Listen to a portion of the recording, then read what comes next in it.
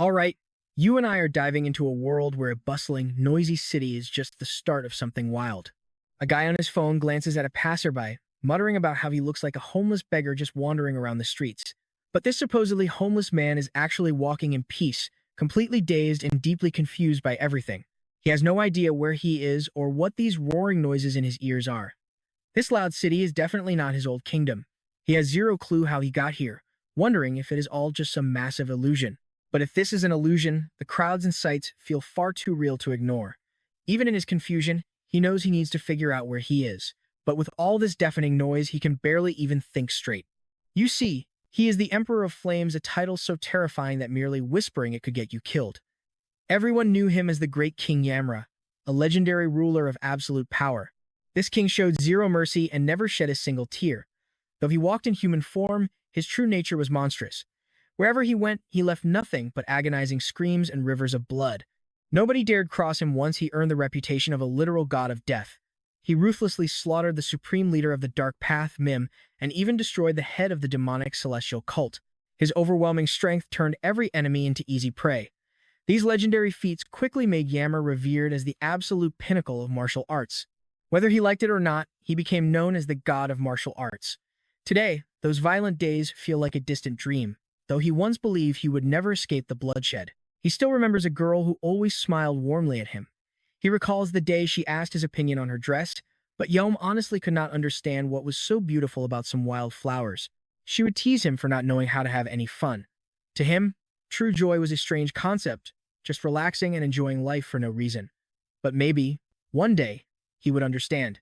Until then, she promised to share all her happiness with Yamra, slowly teaching this cold warrior how to laugh and cry like a normal human. Who would have thought a warrior could find peace? Even though his past was pure chaos, now that this girl had brought light into his dark world, he began to wonder what his next step should be. Perhaps he could actually chase happiness in his own quiet way.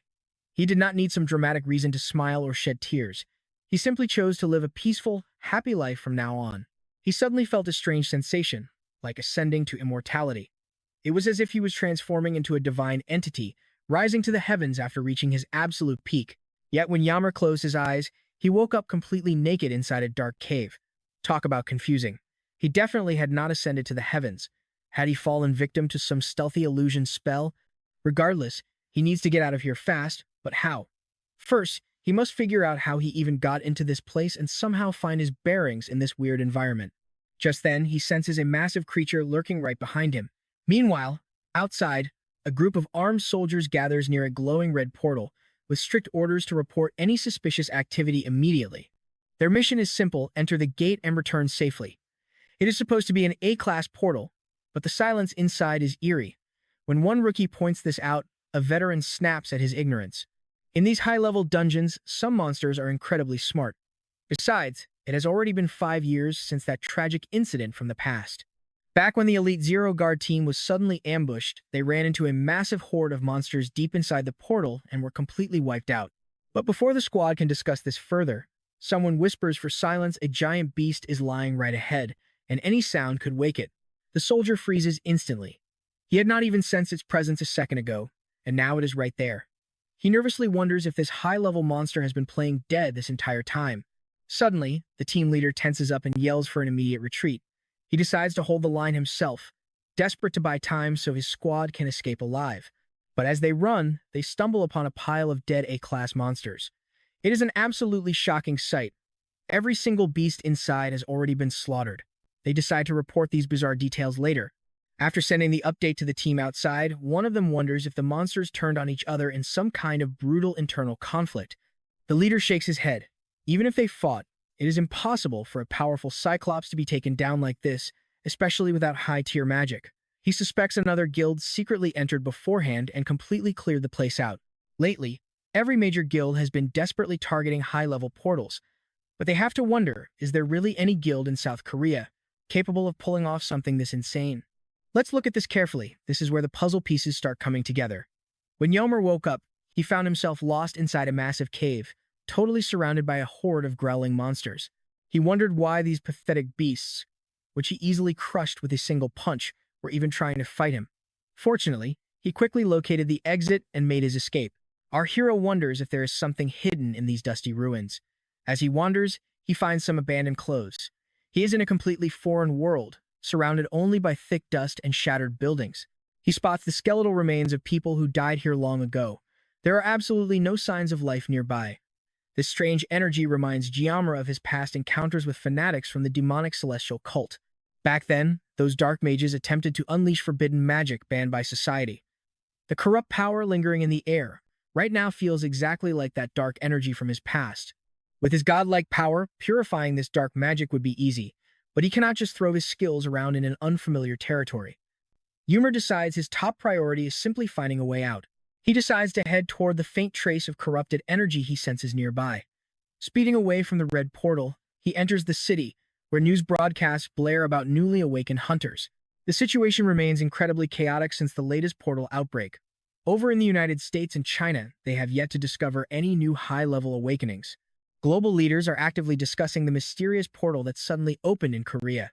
Meanwhile, at a local restaurant, the vice president Lim So-yang politely serves food to her grateful customers.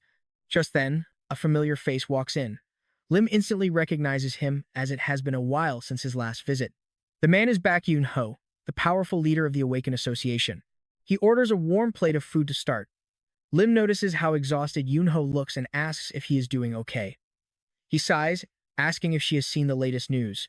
Yet another dangerous portal has appeared in the land of death, and the entire world is watching it closely. Now, pay attention here, this is where the greed kicks in. Guilds are desperately fighting to monopolize this portal at all costs, and the entire situation is rapidly spiraling out of control. Hunters are going completely mad, trying to hoard magic stones, leading to a massive spike in portal accidents. The restaurant owner, Yusante, nods along, having heard all the rumors. For ordinary citizens, cheaper magic stones are a small benefit. At least the market flood caused the stone prices to drop as a direct result. But the constant threat of rogue magical beasts is terrifying. Customers are staying home, and business is dying. Yoon-ho agrees, noting that nobody wants to risk wandering outside during such dangerous hours. Out on the street, a furious man is stomping along. It is the same guy who called Yomra a beggar earlier. He is stressed out by the new portal and storms into the restaurant, screaming, "So, what do you and I make of this crazy mess?" He is overworked, exhausted, and absolutely done with risking his life for nothing. Trust me, things are about to get wild. You and I are diving into a wild world where either they pay him or he leaves. The boss stammers as this guy suddenly gets way too aggressive. He straight up curses at the boss for ignoring him. If he's going to risk his life out there, he needs a serious raise, or they need to hire some new blood to deal with it. The husband stammers, telling Lim they need to go look for Hyang. Lim insists it isn't time to search yet, but he keeps pushing because there's still a chance to find her before it's too late. She finally agrees, deciding to head back to the restaurant later. Thanks to the portals, panic is rising, and people are abandoning their homes and fleeing the neighborhood left and right. That is why finding workers is nearly impossible now, and keeping them is even harder, especially the demanding ones. He just refuses to stay in a death trap. The guy storms off, leaving them desperate to find anyone to hire. Meanwhile, Yamra is wandering through this strange modern city, completely clueless about any of this drama. This place is completely different from his previous world, but there are still a few similarities. He can actually sense people here who possess internal energy flowing inside them. Particularly one little girl he passes on the street. Her energy is totally different from anyone else's. With energy that pure, he wonders if this child might actually know something. Suddenly, a powerful gust of wind sweeps through, and the little girl clings tightly to Lim. Her favorite rabbit headband flies off, and Lim warns her not to wander too far because it is way too dangerous. But Hyang runs after it anyway since it was a precious gift from her dad.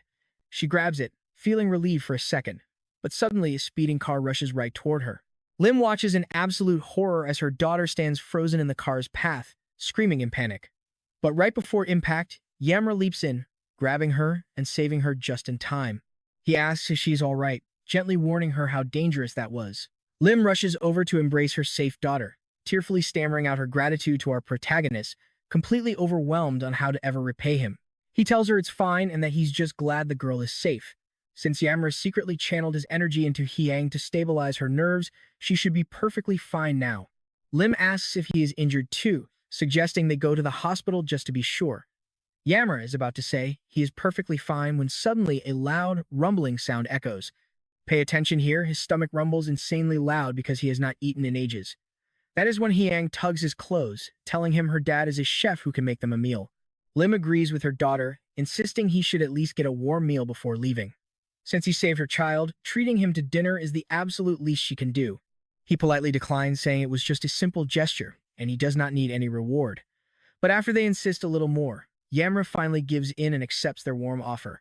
Back at the restaurant, the dad is absolutely shocked to hear his daughter was almost hit by a car. He runs over to check on her, panicking that they should visit a hospital. His wife reassures him that she is completely fine because of this hero. She explains she brought him here for a free meal, and the husband immediately bows to thank Yamra for saving his daughter.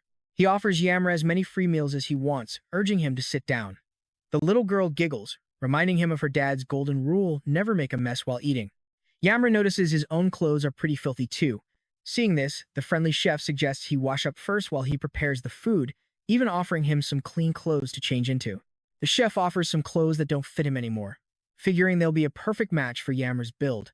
He then guides our protagonist into a bright, spacious bathroom. But Yamra has no clue where the well is to take a bath. He stares blankly at the toilet, pointing out to the chef that there is barely any water in this tiny bowl to wash himself. The chef stares back in complete disbelief. He quickly explains that this is not a well, but a modern bathroom with a sink where water is used in a completely different way. He suggests Yamra try the shower first, but that turns into a total disaster. The martial artist has no idea how to control it and ends up soaking the entire bathroom in seconds.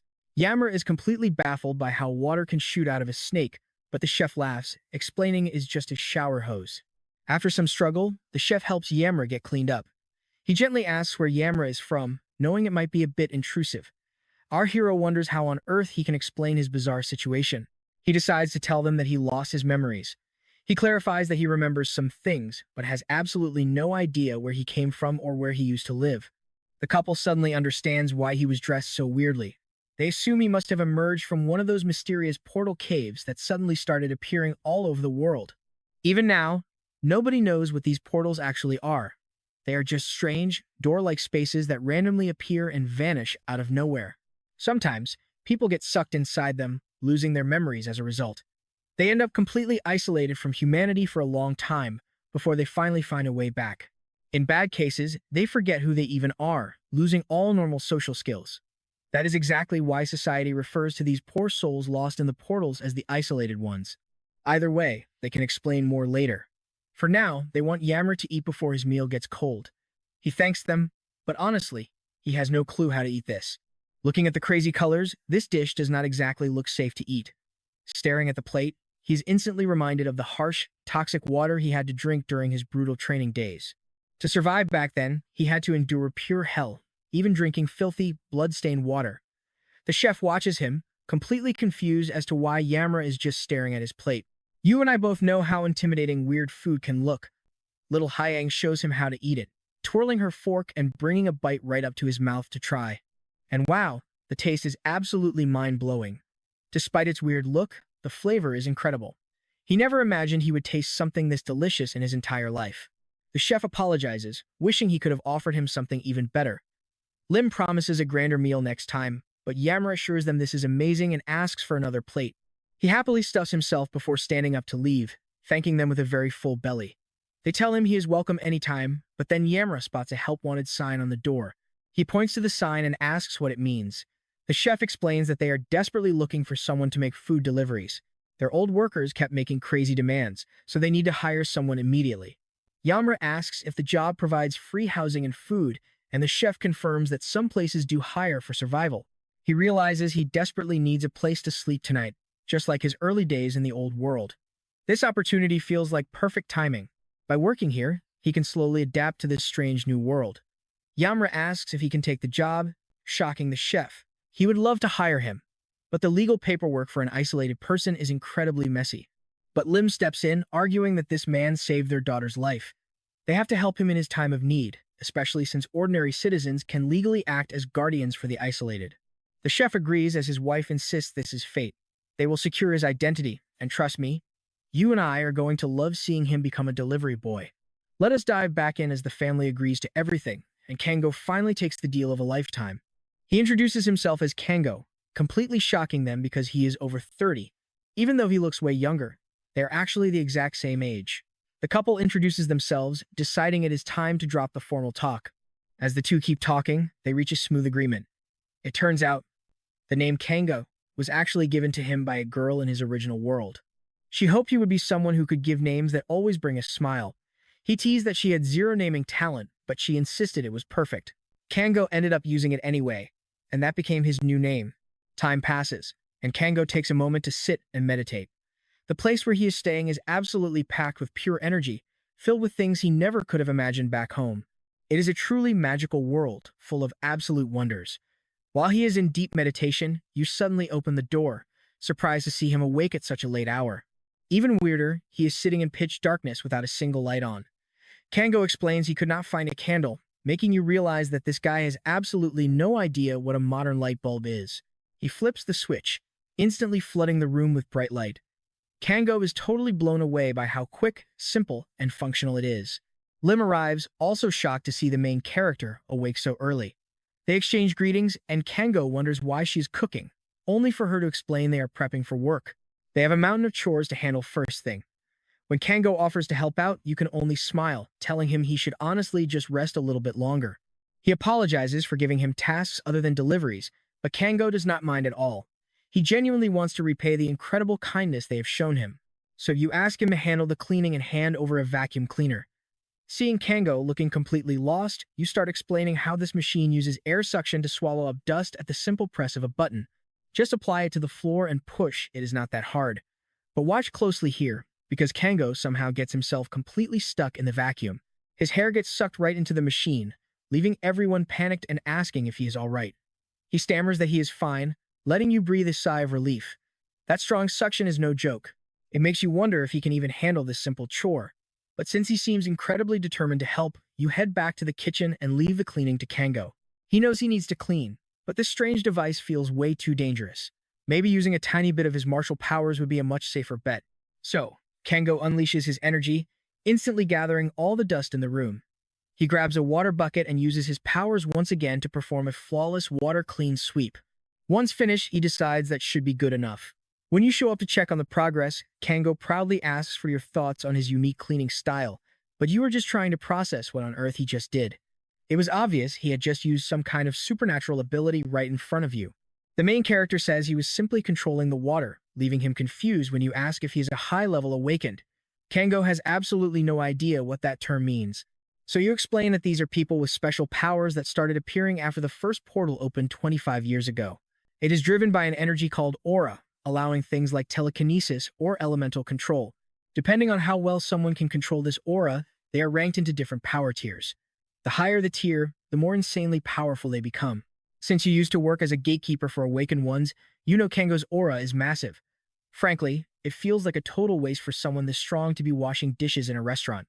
Joining a top guild and living as a hunter would be way more comfortable, but Kango says he has zero interest in becoming a hunter, which totally blows your mind.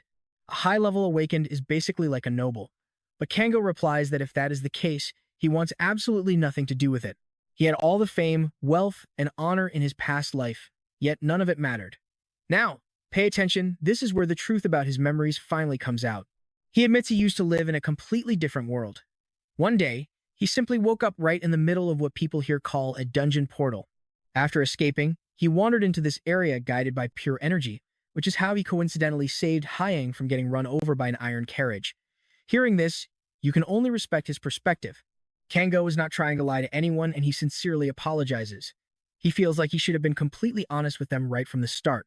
But instead of being angry, you are moved to tears, realizing how incredibly hard it must have been for him. Falling into a completely foreign world all alone is no easy thing. The main character is shocked that you actually believe his wild story, but you see no reason to doubt him. After all, he saved your daughter and keeps helping you out.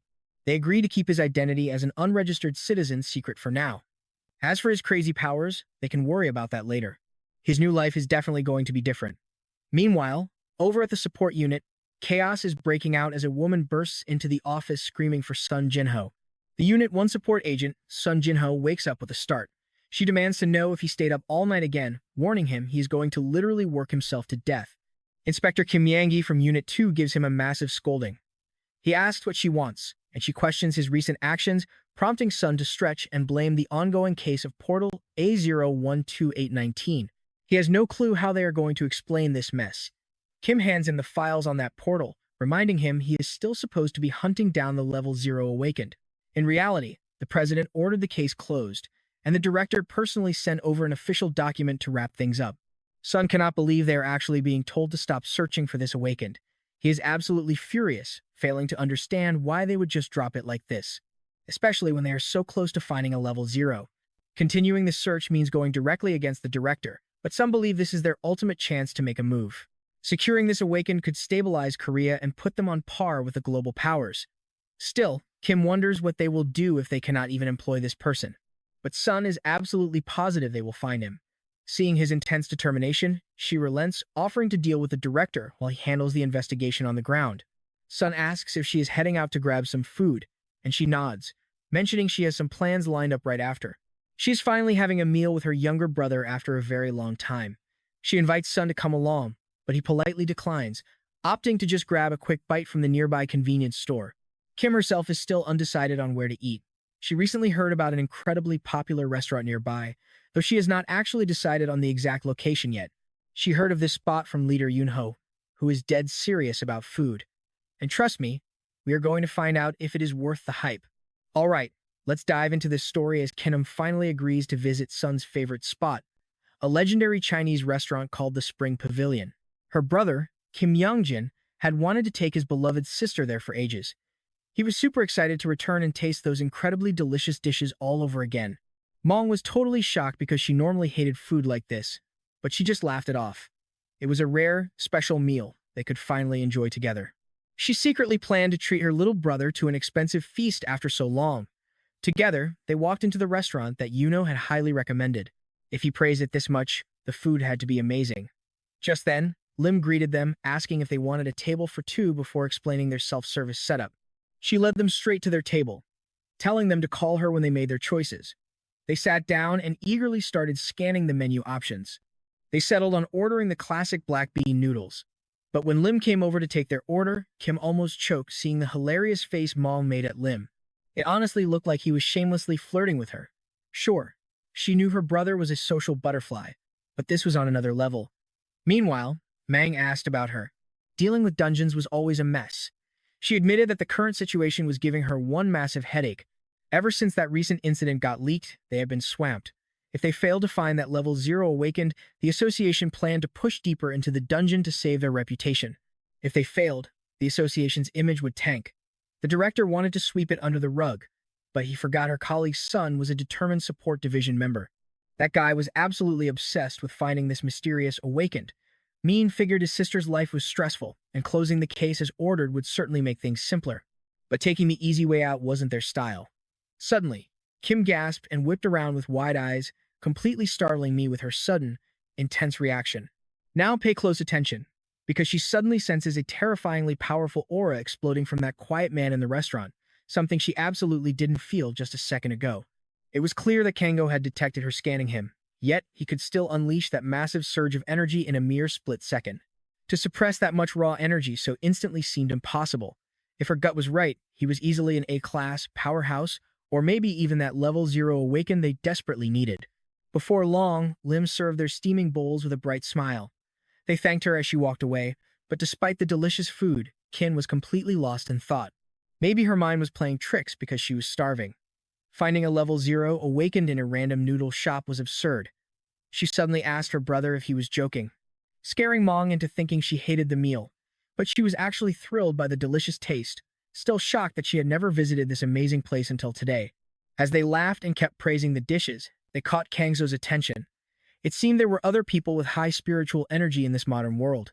Their energy signatures were slightly different, but both clearly possessed the sheer strength of masters. They were likely what people here called awakened, meaning he had to stay extremely careful so his own energy wouldn't get detected. Meanwhile, our hero quietly used his telekinetic powers to help clean the place. He wasn't fully satisfied, but it was already looking spotless. He still wasn't used to living in this place, but he was learning a lot from the kind family. There were still so many modern things he needed to grasp. I know what you're thinking, but Kengo had plenty of time to learn at his own pace. Still, those mysterious awakened kept drawing his attention.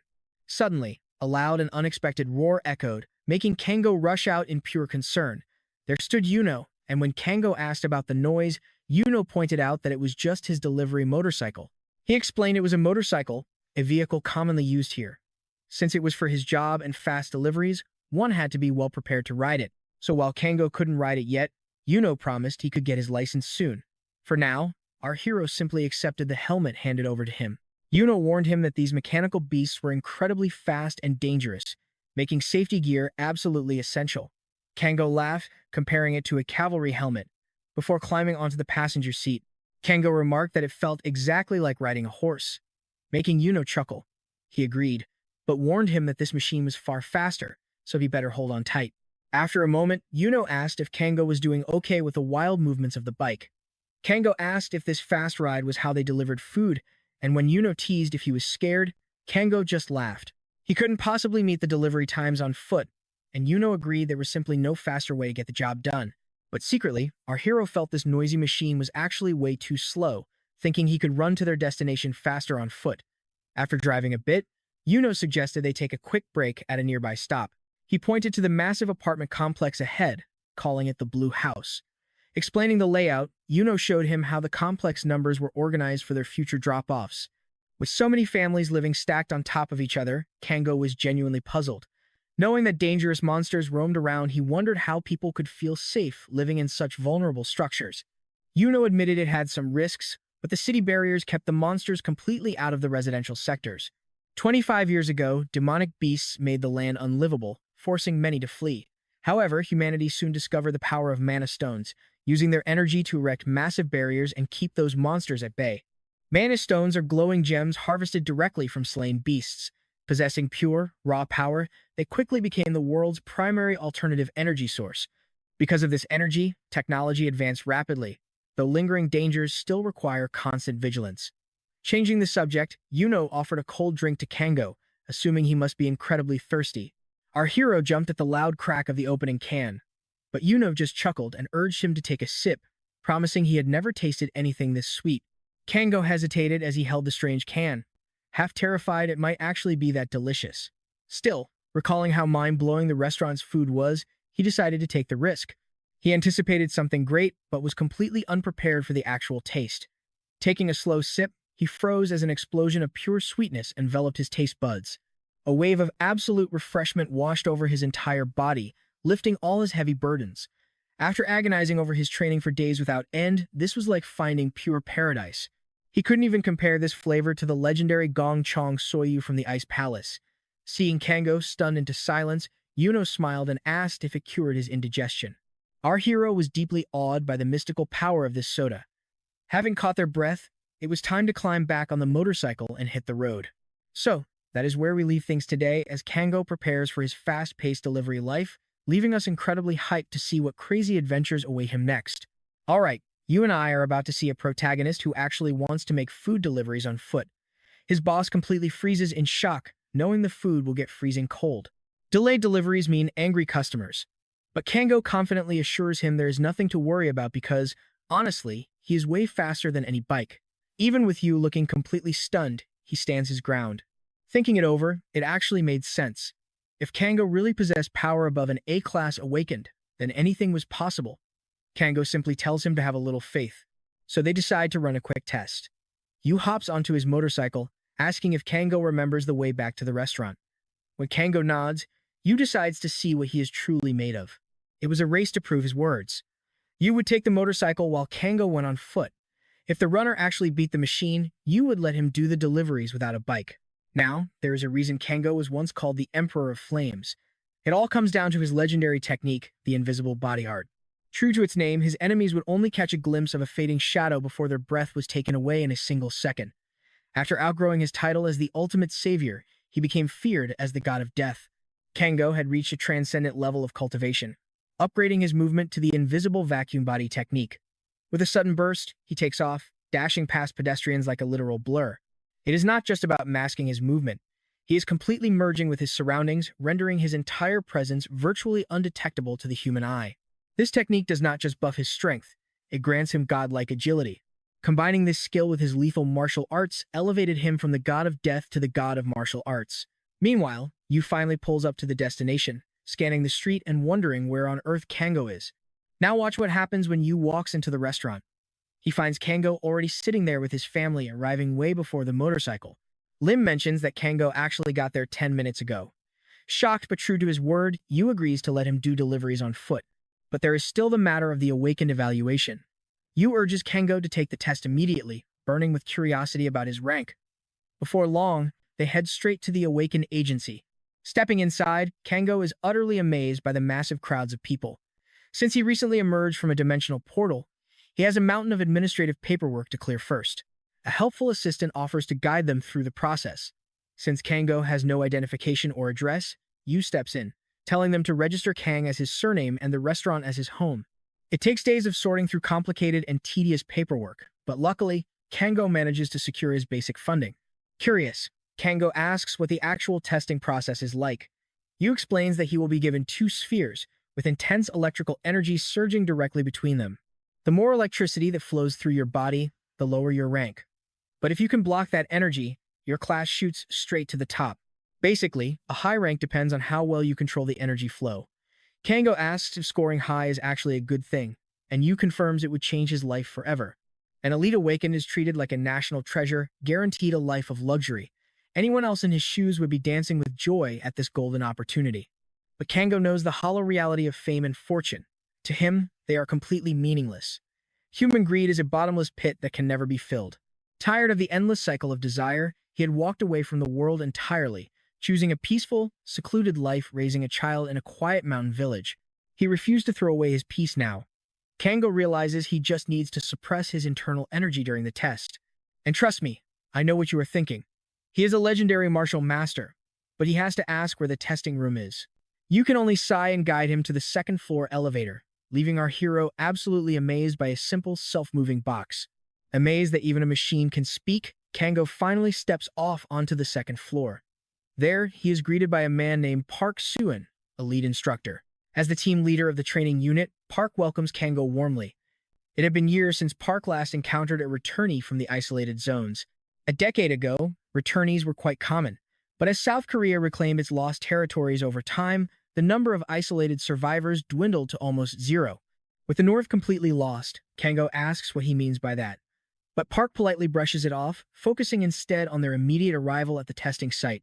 They needed to run the rank test to gauge his raw strength before starting his official training. Park leads him inside, introducing Kango to the evaluator. The evaluator nods, ready to begin the test. Kango spots the metal spheres Yu mentioned. She instructs him to place his hands on the beads and remain completely still throughout the process. Kango complies, and the assessment starts. His internal energy immediately clashes with the spheres. Remembering Yu's advice, he knows resisting the flow determines his class. To hide his true power, he carefully restrains his internal energy. The evaluator thanks him, letting him step away from the spheres. The results flash, ranking him as an F class. Park is slightly disappointed, but Kango remains completely unfazed. The evaluator notes it is barely above a normal human. Normal citizens sit at G class. Everyone dreams of reaching the legendary A class, and Park assumed Kango would have had some high expectations of his own. Park assumes Kango must be completely devastated by his F rank, but in reality, Kango is kicking himself for holding back too little. He actually wanted to score a G class, the absolute lowest of all. Seeing Kango's silent expression, Park feels a wave of sympathy, completely unaware that Kango is secretly wishing for the exact opposite. The Awakened Association of Korea operates as a highly secretive support hub. It handles classified ranks and remains a top priority division. The lower the department number, the more critical their missions are. The leader of Team 2 is specifically tasked with educating returnees from the isolated zones. How they handle these returnees is crucial. Among these isolated survivors, quite a few secretly possess high-class awakened abilities that need careful monitoring. Park works late into the night when his colleague Baek suddenly drops by, catching him off guard. Park asks why someone from Department 1 is visiting. Baek explains he was curious about the new returnee under Park's care, taking a quick break from his own busy schedule. Hoping to catch up over a late-night snack, Baek casually asks about the new guy's rank. Park lets out a heavy sigh, remembering all the high hopes he had for this rare survivor. While the chief tried to play it cool, the reality was a massive letdown. Kango only scored an F class. It is a real shame, but that is where we leave it for today. Trust me, you're going to want to see how he turns this around. Alright, you and I are diving into a world where an overpowered archmage has to fake being weak. Initially, he seemed like some high-class snob, asking about Baek's work, but then he casually suggests getting some rice cakes. But Baek is absolutely furious. He did not travel all this way just for snacks. Grabbing Park from behind, he asks if rice cakes are really enough when there is a legendary noodle dish waiting nearby. Park whines about being choked out just for wanting a light bite. Meanwhile, our protagonist wakes up after a solid night of rest. It is currently 5:50 in the morning, starting his seventh slot of the day. His body feels way more drained than usual. He wonders if taking in so much new information in a single day wore him out. Still, he cannot help but feel deeply satisfied with his progress. The previous day, right after his afternoon classes, it was snack time. He finally got to try those rice cakes he wanted. Honestly, both the cakes and the noodles blew his mind with their incredible flavor. He is now certain this world is packed with delicious food. Smiling, Kang so takes a deep breath, deciding to combat his exhaustion by using his special key breathing technique. But doing that here is way too risky. If anyone finds out he is not just a weak F rank awakened, his peaceful life is over. He already came dangerously close to being exposed by that woman at the restaurant. That joint is constantly packed with high-tier awakened individuals. Because of that, there are bound to be plenty of people who are extremely sensitive to the energy of others. From now on, he has to be incredibly careful. Kang so sighs, wondering why keeping a low profile has to be this hard. Still, this basic orientation is proving to be incredibly useful. Later that afternoon, he spends his time reading up on this world.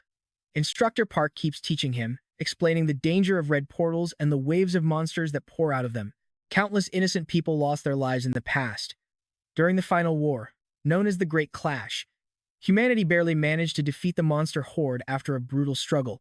The aftermath completely ruined the battlefield, turning it into a barren wasteland where absolutely nothing can survive, not even fleeing criminals. Because of this, humanity officially labeled it the Land of Death. Now, here is where it gets crazy. Kang So realizes that Wasteland is exactly where he first spawned. If just 2 or 3 S-class portals open up, that devastation will consume the entire country. The Hunter Association simply doesn't have the manpower to handle that kind of disaster. From what he is learning, modern Korea is in a precarious state, looking like a shaky tower of blocks. One tiny push, and the whole system collapses. In a fragile world like this, if an insanely powerful entity like Kang So gets discovered, any hope of living a quiet life will instantly vanish. It might sound a bit selfish, but he genuinely wants to keep enjoying this peaceful daily life.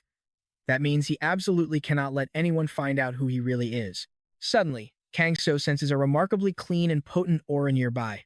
It is coming from team leader Park Suan, who is preparing for today's lesson. Just then, a polite knock sounds at the door. It is Instructor Park, arriving right on schedule for the morning training session. However, Kang So immediately notices that the poor guy looks incredibly exhausted today. To help him wake up, Kang So decides to brew some coffee. Even though Park only showed him how to do this yesterday, he is already making the cups with flawless, natural precision. Kang So humbly explains that he simply had an amazing teacher. Handing over the warm cup, he urges the instructor to drink up. As soon as Park takes a sip, his fatigue instantly vanishes. Knowing his instructor puts everything into teaching, Kang So secretly infused a tiny trace of healing magic into the coffee. Smiling, he asks what they will be learning today. Park reveals that their first stop of the morning is the main cafeteria. Hearing this, Kang So gets genuinely excited to see it. Park chuckles and warns him to brace himself for the breakfast rush as they head out together. The dining hall is absolutely packed, even at this early hour. Kang So remarks that it looks exactly like an intense battlefield. Park laughs, agreeing that corporate life is indeed a war zone. Thankfully, it is not a real war, so he can pile his plate as high as he wants. Seeing the mountain of food, Kang So innocently asks if taking this much might leave other workers hungry. Park is touched by how incredibly thoughtful he is. He assures him there is absolutely no need to worry, since their kitchen is fully stocked with endless ingredients. Kang So is thoroughly amazed by this. Park explains that it is all thanks to the massive era of food abundance following humanity's recovery. Hearing this, our main character finds the sheer amount of food mind-blowing. However, what truly blows him away is the modern distribution network and how rapidly they restock everything. Seeing his wide eyes, Park cannot help but laugh again. He is highly impressed that an isolated returnee is analyzing modern logistics so deeply. Park explains it is all thanks to brilliant scientists who make sure they can enjoy a completely different menu every single day. For these hardworking employees, breakfast is a sacred time to recharge. A hearty meal really hits the spot after heavy shifts, though Park still prefers keeping things simple and light on his stomach. Once they clean their plates, Kang So praises the delicious meal, letting Park breathe a sigh of relief. In fact, after a quick tour, they can actually call it a day for their lessons. Kang So is shocked that they are wrapping up so fast, asking if it is really alright to cut class short. Park smiles, realizing that this rookie is incredibly sharp and observant. Now, you and I both know the real reason. Normally, they should have grueling tactical combat training in the afternoon. But since Kang So is registered as a weak F rank, they can easily skip all that. Turns out, being the lowest rank comes with some great perks. Still, Park feels a bit guilty about cutting corners, since he is mainly skipping these lessons to deal with his own massive pile of paperwork. Using a newly returned survivor to dodge his work makes him feel a little scummy. To make up for it, Park decides to show him the training facilities since he now has his official license. This state-of-the-art facility is open to all ranks. Any registered hunter is completely free to use it, provided they do not have a criminal record of using their powers for evil. However, Kang So calmly tells him not to worry, which totally catches Park off guard. The instructor was actually looking forward to showing off the facility to the newcomer. Our protagonist politely declines, stating there is not much use for an F rank in a combat gym. Seeing his lack of interest, Park asks about his long-term goals. Later, Kang So heads out to meet a couple waiting for him.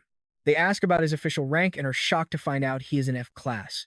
Lim mentions he originally expected him to land in G class, the absolute lowest tier. Kang So then explains how hard he worked to suppress his aura. Even though he placed a bit higher than planned, they laugh, noting that F class is still better than nothing. After all, if a supposedly ordinary guy shows off too much power, it immediately draws unwanted attention. Kang So worries about being under suspicion, and they agree is highly likely. Meanwhile, looking out from his office window, Instructor Park is busy delivering a full report to Director Bake. He states that nothing seems out of the ordinary, aside from the rookie's astonishing learning speed. To put it simply, the guy absorbs information like a sponge, instantly grasping and executing complex concepts after hearing them just once. At this rate, helping him integrate into modern society will be a total breeze. Beck nods in agreement, mentioning that the elite combat unit is already showing a keen interest in him. They reported that his physical coordination and balance are completely off the charts for a low tier.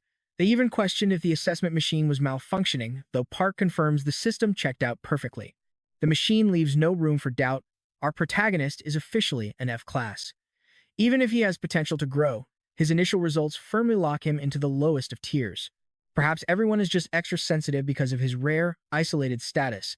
After all, he is the first returnee to appear in years. And as we leave it here, Bake agrees they might just be overly anxious. Alright, you and I are diving into a story where our main character, Kango, decides to stay and see what the future holds. Meanwhile, he is gifted a brand new smartphone to help him keep in touch. Kango accepts the phone, thanking him politely. Turns out, this device came from a special government division for isolated citizens. Seeing him settle in, Lim kindly asks if there is anything else he needs. This gets Kango thinking.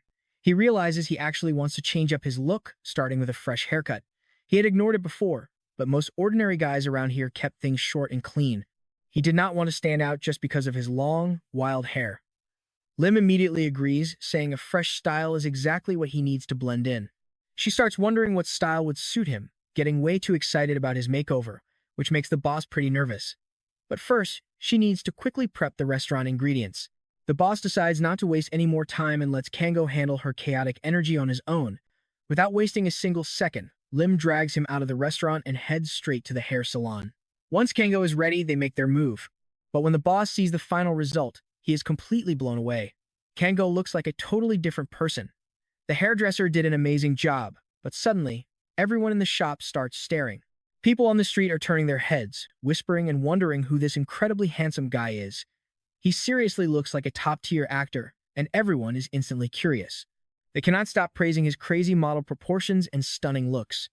A woman even approaches, asking for an autograph and trying to take a photo, but the boss quickly steps in to stop her. He explains that Kango is just an ordinary guy, not some famous idol, so no photos are allowed. Flustered and embarrassed, the woman apologizes, admitting she totally mistook him for a major star. The boss realizes his worst fears are coming true. Meanwhile, a very confused Kango asks why he cannot take pictures, not even understanding why anyone would want his signature in the first place. Despite the warning, bystanders still sneak photos and upload them online. Within minutes, people are raving about this mysterious, handsome man who looks just like a celebrity.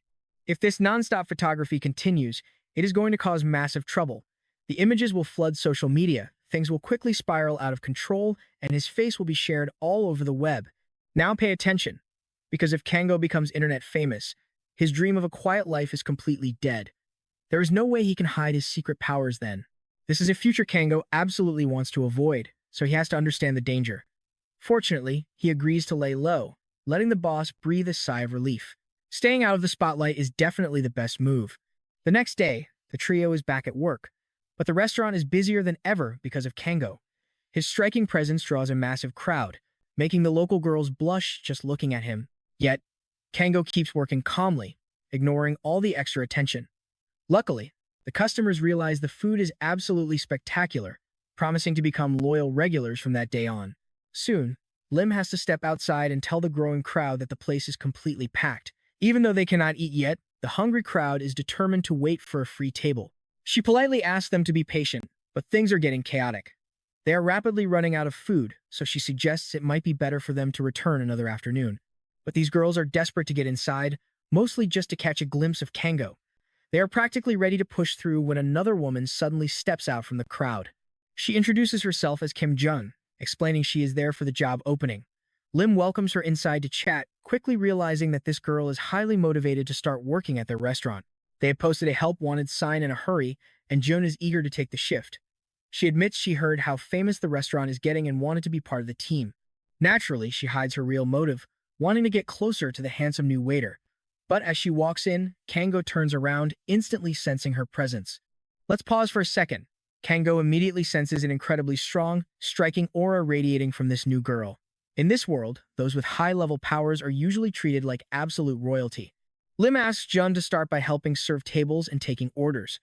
Once she agrees, she turns to Kango and assigns him the task of handling all the deliveries around town. Kango nods, promising to get back quickly to help out. He heads out immediately, leaving Jun to help, though she finds the whole situation a bit strange. According to her intel, the place should have been completely overwhelmed. Suddenly, Kango reappears, asking if she is busy. She spins around in absolute shock, realizing he already finished every single delivery. Kango calmly confirms he visited every single address in record time. Impressed, they hand him another massive stack of orders to deliver. He heads out and returns just as the rain starts pouring down. With the restaurant closed, the staff gathers to talk. Kango asks if they are ready for the dinner rush, and Lim nods, exhausted from the busy day. Jun asks if they have a daughter, and Lim nods. Since the little girl is still young, she apologizes and asks Kango if he can pick her up from school today. They are overwhelmed with prep work, leaving her with no free time. Hearing this, Jun steps up and asks if she can go along to meet the kid as well. She offers to join our main character, giving a quick wink, and Lim happily agrees to the plan. This lets them prep the kitchen in peace. On the way, Jun uses the chance to formally introduce herself to Kango. Kango introduces himself, telling her to use whatever name she likes. She is completely stunned to find out he is over 10 years older than her. He says he just has a youthful face, but then asks why she wanted to work at a normal restaurant. After all, she clearly possesses some very high-level abilities. She stammers, looking away and pretending she has no idea what he is talking about. She is trying to play dumb, hiding her real power so she does not blow her cover. Since she was actually there to investigate him, she quickly changes the subject, pointing to a little girl walking out of the school gates and asking if that is her. The girl waves happily and runs over to Kango, talking about her fun day. Her teacher smiles as Kango is introduced, but then quickly apologizes to Jun, mistaking her for his girlfriend. The teacher suddenly recognizes Jun and starts to ask about her guild missions. Panicked, Jun quickly shushes her to keep her secret safe. She begs the teacher to stay quiet, saying none of that matters right now. The kid's family only thinks she is a regular citizen. Since she is undercover, she desperately hopes the teacher will play along.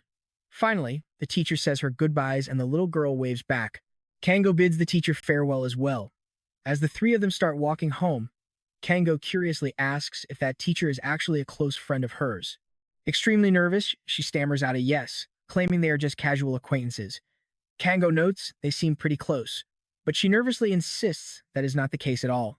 She claims they barely know each other, quickly changing the subject to complain about the sudden rain. Kango turns to the little girl, asking if her umbrella is too heavy, but she proudly insists she can hold it. Kango smiles, telling her that is fine. He was just making sure she was okay. But as they continue walking, the little girl suddenly stops, staring deep into a dark alleyway.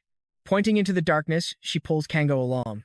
She runs forward to show him a small creature shivering in the cold rain. Looking closely, Kango wonders why a giant rat is lying on the ground. And trust me, you and I know that finding a dungeon monster on ordinary city streets means massive trouble is heading their way. We are about to find out how this unravels in the next episode. Unlike vicious magical beasts, these little guys never hated humans or tried to hurt them. They were smart enough to avoid their natural predators, which happened to be those very same magical beasts. Honestly, you and I would probably adopt these adorable dungeon rats too, especially since they can sniff out deadly monsters.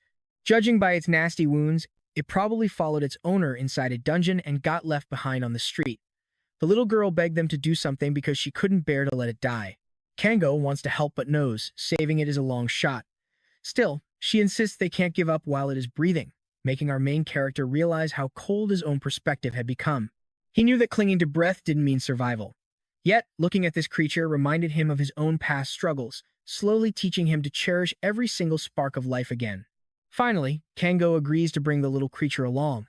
The kids celebrate, excited to take it home and nurse it back to health, but Kango warns them that its severe injuries require a condition first. The poor thing could barely breathe. At this rate, it would not last long. Its pulse was fading so fast, it felt like it could slip away at any second. Kango decides to channel his own energy to stabilize the creature. The young boy watches in complete awe as magical power begins to flow. Right before they quickly head back to the restaurant. Seeing her daughter in tears, Lim asks what went wrong. The young girl begs her mother to help, quickly explaining how they rescued the hurt dungeon rat, though it was clear the poor thing was in terrible shape. Whatever happened inside that dungeon must have been brutal for him to end up like this. He is barely holding on, but Haiyang desperately insists they can still save him. Lim sighs, reminding her daughter that this is no ordinary hamster. Since it is a dungeon rat found on the streets, it definitely has an owner who is probably worried sick about it right now. Kango says they need to focus on keeping it alive first, while the father wonders if any veterinary clinics are open.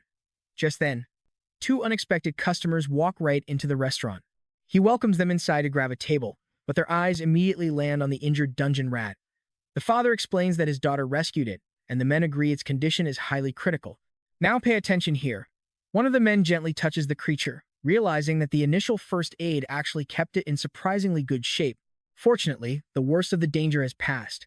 He just needs to channel a tiny bit of his own power to finish the job.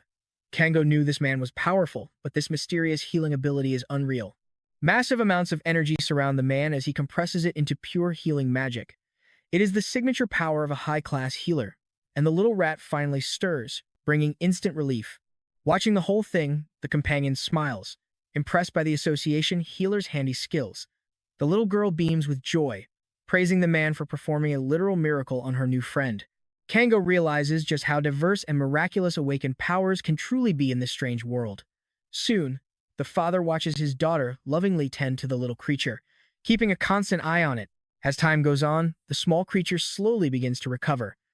Haeyong happily points out that it is finally moving around, and it even looks hungry as it eagerly laps up some milk. Her father chuckles, noting that even dungeon monsters need to eat, reminding her to wash her hands first.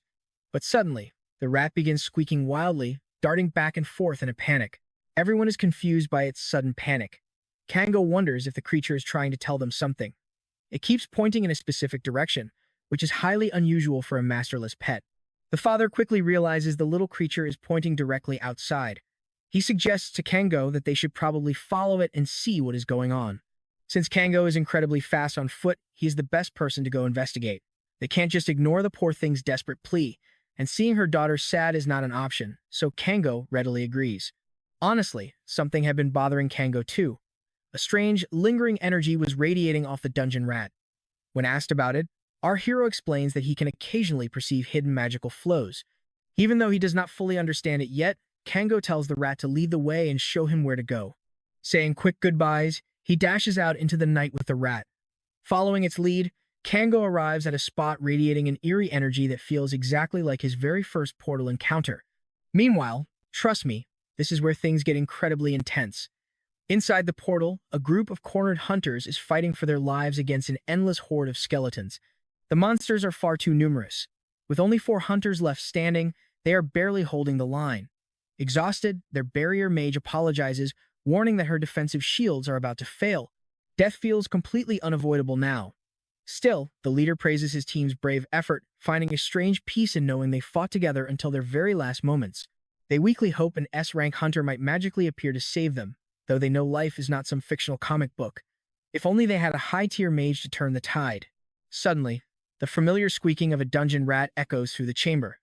Before they can even react, brilliant beams of light erupt, completely obliterating the surrounding skeletons.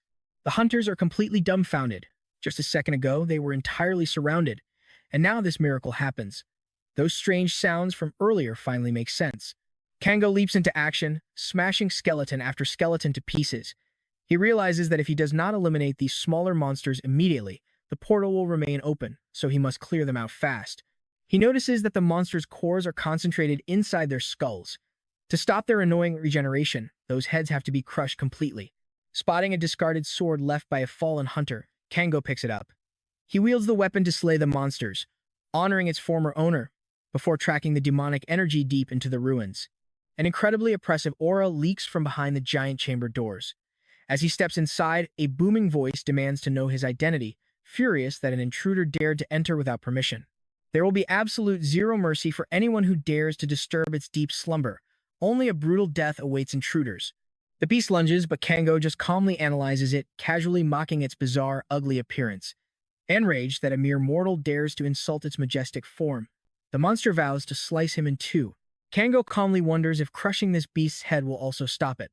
The monster unleashes its fury, only to realize its attacks did nothing, before getting absolutely blasted backward by a massive counterstrike. With the beast dead, our hero claims its massive magic stone. This dense core was definitely the source of that crazy energy from earlier. He wonders if this is what hunters call a high-grade stone. The little dungeon rat scurries back over, looking completely at ease now. Kango can feel that the dangerous tension in the air has finally faded away. Before the rift seals, the rat must find its master. Hopefully, the little guy will be far more careful from now on. With a tiny squeak, it runs off, disappearing into the dark. Kango sighs, wondering if Haeyoung will be sad when she realizes her new pet is gone. Meanwhile, the rat runs back to its owner's group of hunters, who are still reeling from the strange portal anomalies.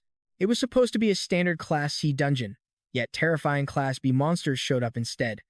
They truly believe they were goners, and they have absolutely no idea how they managed to survive. You and I know Kango saved them, but they assume some S-rank beast passed by. Yet, they know S-rank presence is impossible to mistake. Let's dive into this. If a high-tier monster actually attacked, the hunters would have felt a suffocating presence, but there was nothing. No pressure at all, meaning that rumored level 0 awakened might be real. Suddenly, that strange squeaking sound echoes through the ruins. They realize the dungeon rat, Karami, somehow survived the battle. The tiny creature seems to be desperately searching for something. One of the hunters gets emotional, realizing the pet is looking for its master. Sadly, amidst the absolute chaos of the dungeon raid, its owner did not make it. The rat slowly approaches the cold body. With the boss dead, the party realizes someone else secretly cleared this entire dungeon. They have to harvest as many magic stones as possible before the gateway collapses in 20 minutes, so they start rushing. Outside, medical teams and emergency responders rush to support the survivors. A news reporter is already on the scene, broadcasting live as officials tally up the heavy casualties from this dungeon disaster. The poor dungeon rat wanders out of the portal, completely lost and alone. Meanwhile, back at home, young Hong is looking incredibly sad and disappointed. Yu tries comforting her, saying the rat probably went back to its master, but the girl keeps crying because she misses the cute creature. Right then, Kango walks in and asks why everyone is so upset. Yu explains she is sad about not saying goodbye. But suddenly, they spot the little rat peeking out of Kango's pocket, and the girl instantly lights up with pure joy. Our main character reveals its actual name is Korangi. It entered the rift alongside its master, but they were ambushed by beasts. By the time Kango found them, it was already too late. The poor owner had actually died shortly after crossing the gate. But if that is true, Yu wonders how Kango managed to escape the rift so fast when he only went in for a quick look. Kango casually nods, leaving. Yu absolutely stunned. Still, he is thrilled the portal was closed in record time, though he cannot help but wonder just how powerful this guy really is. Could he be a Class A hunter like the famous line? Setting aside god-tier elites like Li Xin, Yu had never seen anyone clear an active dungeon completely solo. But pay attention here, Kango lacks that terrifying aura of top hunters. If he is hiding his raw power, then he is definitely the legendary level 0 awakened we keep hearing about. Meanwhile, Haeyoung is having the time of her life dressing up Korangi. Yu just sighs, realizing he was stressing over nothing. Ultimately, no matter how strong Kango is, they are still close friends. But keeping a dungeon beast as a pet is highly illegal, so now they have to survive a massive lecture from the furious manager, Lim. The next morning, Kango wakes up to his day off, wondering how to spend his free time. Maybe he should train, or look for some side gigs. He remembers a girl from his past who always nagged him for working without ever taking a break. She constantly scolded him for pushing past his limits, telling him that working during rest time was foolish. Kango sighs, recalling those scoldings with a faint smile. He looks down at the magic stone resting on his table, a gem that modern society uses for practically everything in their daily lives. To him, this energy feels eerily similar to the forbidden arts of the demonic cult. Back in his old world, the Magic Association used to ban this exact type of dark energy. They would sacrifice innocent people just to harvest this dark power. Knowing how dangerous it is, Kango cannot just leave this stone lying around. He has to suppress its vile energy immediately. Outside, Yu spots our main character walking out of his room at dawn. Kango chuckles, noting that Yu is also awake early, and asks if he is prepping the restaurant even on his official day off. Yu laughs. As the boss, he has to keep grinding, so he might as well chop some onions early to save time later. Since it is rare for Kango to get a break, Yu asks about his plans. Kango shrugs, so Yu suggests taking little Hong to the local library. Kango agrees, completely unaware such a place even existed. Inside, endless shelves of books await. As Hong excitedly looks for a story, Kango tells her not to run and to stay safe. The place is cozy with plenty of seats. While Hong is browsing the shelves, a helpful library assistant approaches. He politely asks if she needs help, and she points to a book on a high shelf. You and I both know Kango has a sharp eye, and as the librarian hands over the book, Kango instantly senses something wild. This ordinary clerk has a crazy strong aura. The guy is definitely an awakened hunter with an insane amount of energy for his young age. However, Kango keeps his guard up, observing him closely as the busy clerk goes about his work. It is a total waste for such talent to work here. The clerk, Du Wumi, sighs as he realizes his identity has already been exposed. Du suddenly turns around and recognizes Kango as the legendary deliverman from the restaurant. Surprised, Kango asks if they have met before and steps closer to chat. Du nods, admitting that Kango is actually quite famous as the handsome, lightning-fast delivery guy. He then hesitantly asks Kango if he is an awakened hunter, hoping it is not too personal. He asks for Kango's rank, and hearing he is only class F completely shocks him. Inspired, Du begins sharing his own secrets and struggles. Kango understands the hustle, but since Du is still a minor, he cannot legally enter dungeons to make quick cash. He cannot rely on his powers for easy money. Du nods, explaining that is why he works odd jobs and volunteers at the library to earn school credits. He admits he is only a Class C hunter. As a mid-tier hunter, he receives zero sponsorships or special attention from top guilds. He feels completely average compared to truly exceptional talents. With his family struggling financially, he feels like a complete failure. But Kango reminds him that a rank does not define his future. He can always train to rank up. Du laughs it off, believing rank ups are completely impossible in this world. But Kango refuses to let him give up so easily. Kango cannot understand giving up without even trying. If Du truly wants to protect his family, he needs to get stronger. Du agrees, but confesses he has no idea how to train properly. So, Kango offers to train him under one condition. Du must use his library access to research a certain lost country that Kango is extremely curious about. Desperate for strength, Du immediately agrees to the trade. The mysterious land Kango wants to find is known as the Elk Kingdom. Du admits he has never heard of it, but promises to search ancient archives. Kango believes that since he was reincarnated into the future, some historical records of his homeland must still exist. This could explain the connection between his old kingdom and modern magic. After all, they both harness the exact same cosmic energy under different names.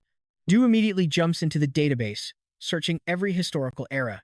However, no matter which records he pulls up, the kingdom Kango describes simply does not exist. Du finds a few ancient nations with slightly similar names, but Kango does not recognize any of them. He begins to wonder if his entire past life was erased from history. Noticing Kango tensing up, Du asks if he is alright.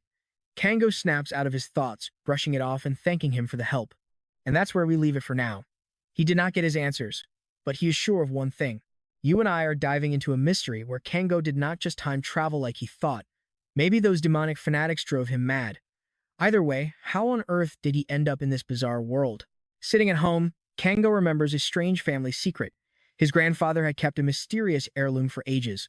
Holding it back then, he was told that one day it would help him return. Kango ponders that hazy childhood memory. What could it actually mean? He decides not to rush things. In due time, his search for answers will bring the truth to light. Looking out the window, Kango spots a literal rat lurking near the restaurant. Actually, it is a sketchy guy creeping up to the delivery motorcycle parked outside. The punk was planning to vandalize the motorcycle so nobody could ever ride it again. He was just doing what he was told, so he felt no guilt. But right then, Kango appears behind him, asking who this Sanguk guy is. The guy hits the dirt, completely terrified to be caught red-handed. Kangso just chuckles. After all, you cannot exactly scream for help when you get busted doing something illegal. The vandal tries to keep his mouth shut. Desperate, he asks who he is dealing with. Kangso calmly replies that he is just the restaurant's delivery guy. Realizing who Kangso is, the punk actually starts laughing. He brags that Sangwook is going to force the owner to negotiate. Then Kangso can pack up his deliveries and scram. Kango has no idea why someone would be so incredibly petty. Well, apparently Sangwook is making good cash, but hates seeing anyone else holding down a decent job. Kango points out how pathetic that excuse is. This completely triggers the guy, who hates the delivery boy's arrogant attitude. He threatens to knock some sense into Kango with a punch. Big mistake. Kango effortlessly catches the fist with absolute crushing force. He suggests the punk is the one who needs a wake-up call, then sends him flying with his single strike. Kango warns him to tell Sangwook to back off and leave the restaurant alone. Terrified, the thug flees for his life. Meanwhile, Sangwook is waiting, wondering what is taking his lackey so long. He has not heard from him since yesterday. Suddenly, the beaten-up thug runs in to explain. Sangwook was already annoyed by his previous failures, but this is a whole new level. He was sent to trash a simple motorcycle, but returns completely broken. Bowing in terror, the lackey begs Sangwook to listen. He warns him that this new delivery guy is no ordinary human. The thug claims he has never faced such a terrifying beast and that Kango issued a final warning. Sangwook just scoffs, blaming the loss on his lackey being a total weakling. Even so, the lackey keeps swearing that the guy is a literal monster. Sangwook shrugs it off. Tough or not, they will just teach him a lesson. Besides, they needed a good workout anyway. So, he gathers the entire squad to hunt Kango down. Now, you need to watch this part closely.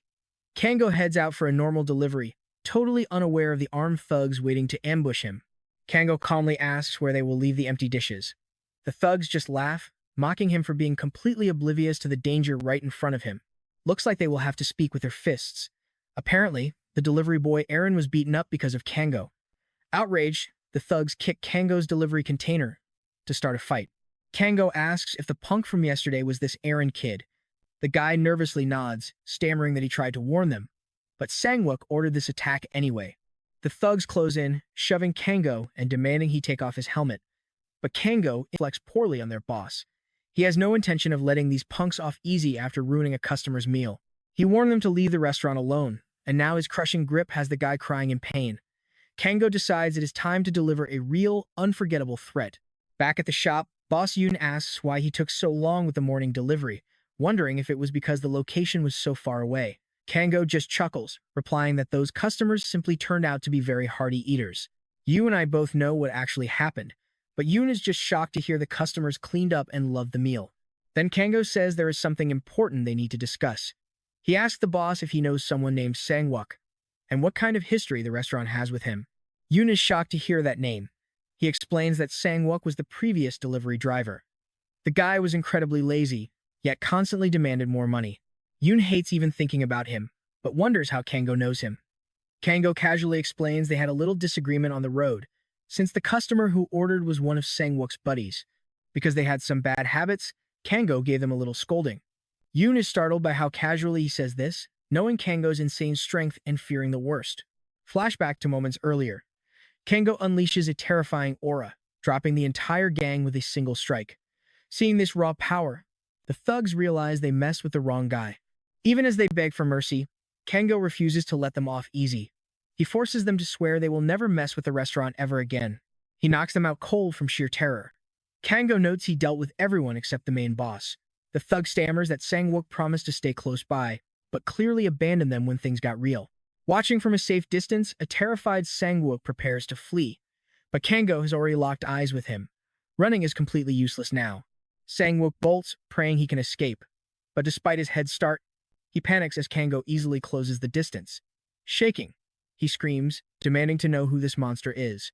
He stammers that it was all a joke and asks if Kango is some kind of mobster. Kango scoffs, calling him an idiot for trying to pass off a dangerous midnight ambush as a simple joke. Sangwoo can only play dumb after hearing that harsh truth. Kango believes in cutting off trouble at the root. The terrified boss begs him to stay back. Once Kango finishes handling things, he heads back to the shop where Yoon is shocked to receive desperate texts from Sangwook. The messages are full of desperate apologies. Yoon explains that Sangwook promised to turn over a new leaf, pack up, and head back to his hometown to start his life over. It is quite shocking, so Yoon asks if Kango was the one who convinced him. Kango just smiles and says he merely shared a word or two. Yoon knows Sangwook was a real pain, but he was still a part of their history. He is just glad the guy finally came to his senses. Later, Jun arrives at the shop, and Yoon apologizes for calling her in on her day off. She signals that it is totally fine since she was free anyway. Yoon explains his family is attending a kindergarten event, so there is less heavy lifting for them today. Kang-soo mentions it is Arbor Day, so they are focusing on planting trees. This makes Jun smile, as her younger brother is doing the same. Kango asks if she is into community service. Startled, she nervously agrees but quickly flusters. She stammers that they should focus on work instead, secretly frustrated that Kango always makes her say the most confusing things. Yoon mentions that Haeun has been having a great time with her mother. But with everyone out, the house feels a bit quiet and lonely. Even Karani seems totally bored without Hun around. With portals opening in the mountains, things are getting dangerous, but Jun assures him the Hunter Association has it covered, so let's see what happens next. Alright, you and I are diving into a world where even a local kindergarten is actually a high-tech hunter center, meaning the kids are totally safe if a dungeon portal suddenly breaks open. Hearing this definitely eases his mind. Still, after working with portals for years, he is baffled because he has never heard of this and demands to know how Jan found out. She immediately freezes up, stammering that it is a top secret. Meanwhile, across town, a grumpy guild member is complaining in his car about having to cover her shift today. His assistant points out that she got tied up with other tasks, so she sent a low-performing substitute instead. He sighs, knowing she is talking about him, totally stunned by Jan's sheer shamelessness. But there is a massive reason he was sent here, one he has not even realized yet. Their schedule shows a meeting with a highly influential VIP from the association. It is a golden chance to impress none other than Seo, the legendary S-class artifact craftsman. He asks if traveling all this way is truly necessary, and she confirms it because she has her own errands to run. He clearly did not read the files she sent, catching him completely off guard, so she threatens to report his lazy attitude to Jun. The mere thought of that makes him break into a cold sweat, but the assistant reminds him this is their best shot at discovering the mysterious Level 0 awakened. Building a solid connection with the S-class master craftsman is crucial, so he needs to introduce himself immediately. Now pay attention here, because as Kim Hoen from the Red Dragon Guild steps out to introduce himself as Hatchel's son, things go south fast. The master craftsman simply snarls and tells him to beat it, refusing to be disturbed. Hoen quickly realizes the old man is incredibly cranky.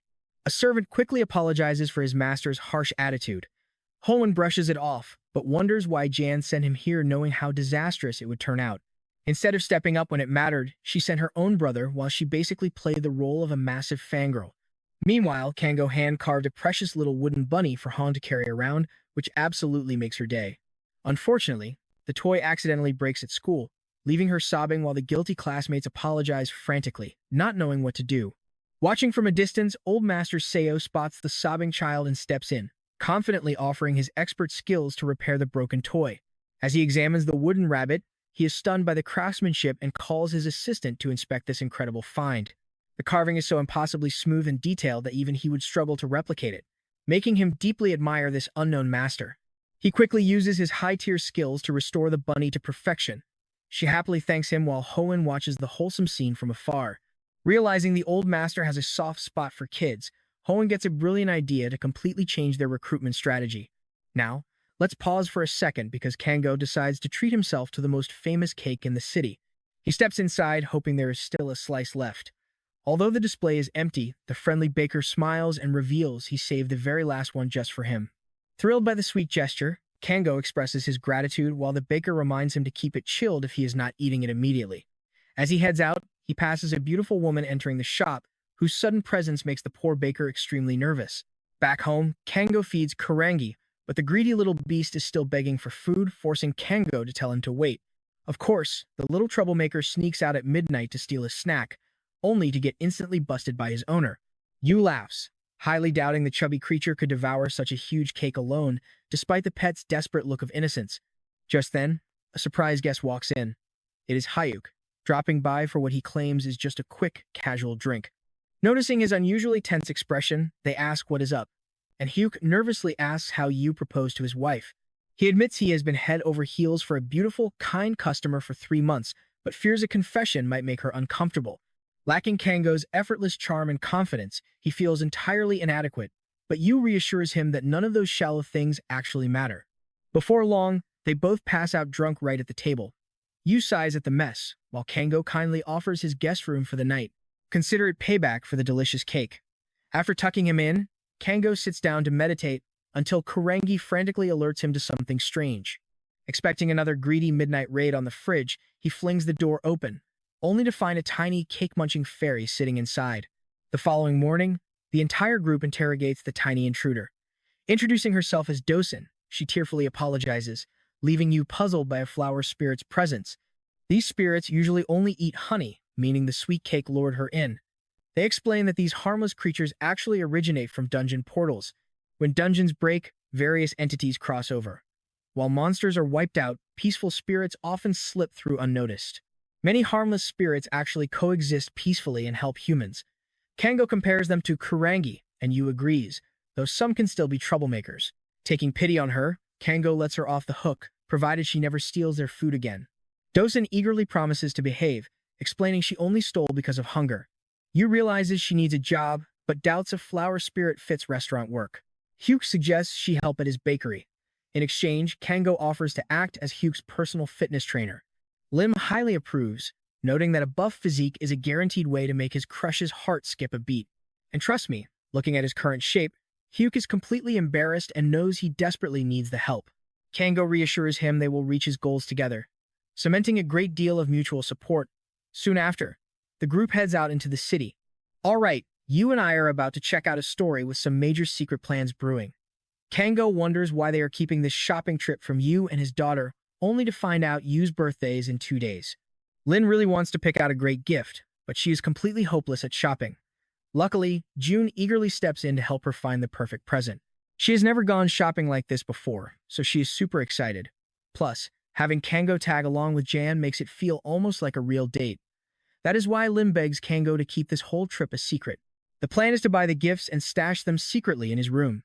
Kango is totally on board to help pull off the surprise, but he still asks what they are actually planning to buy.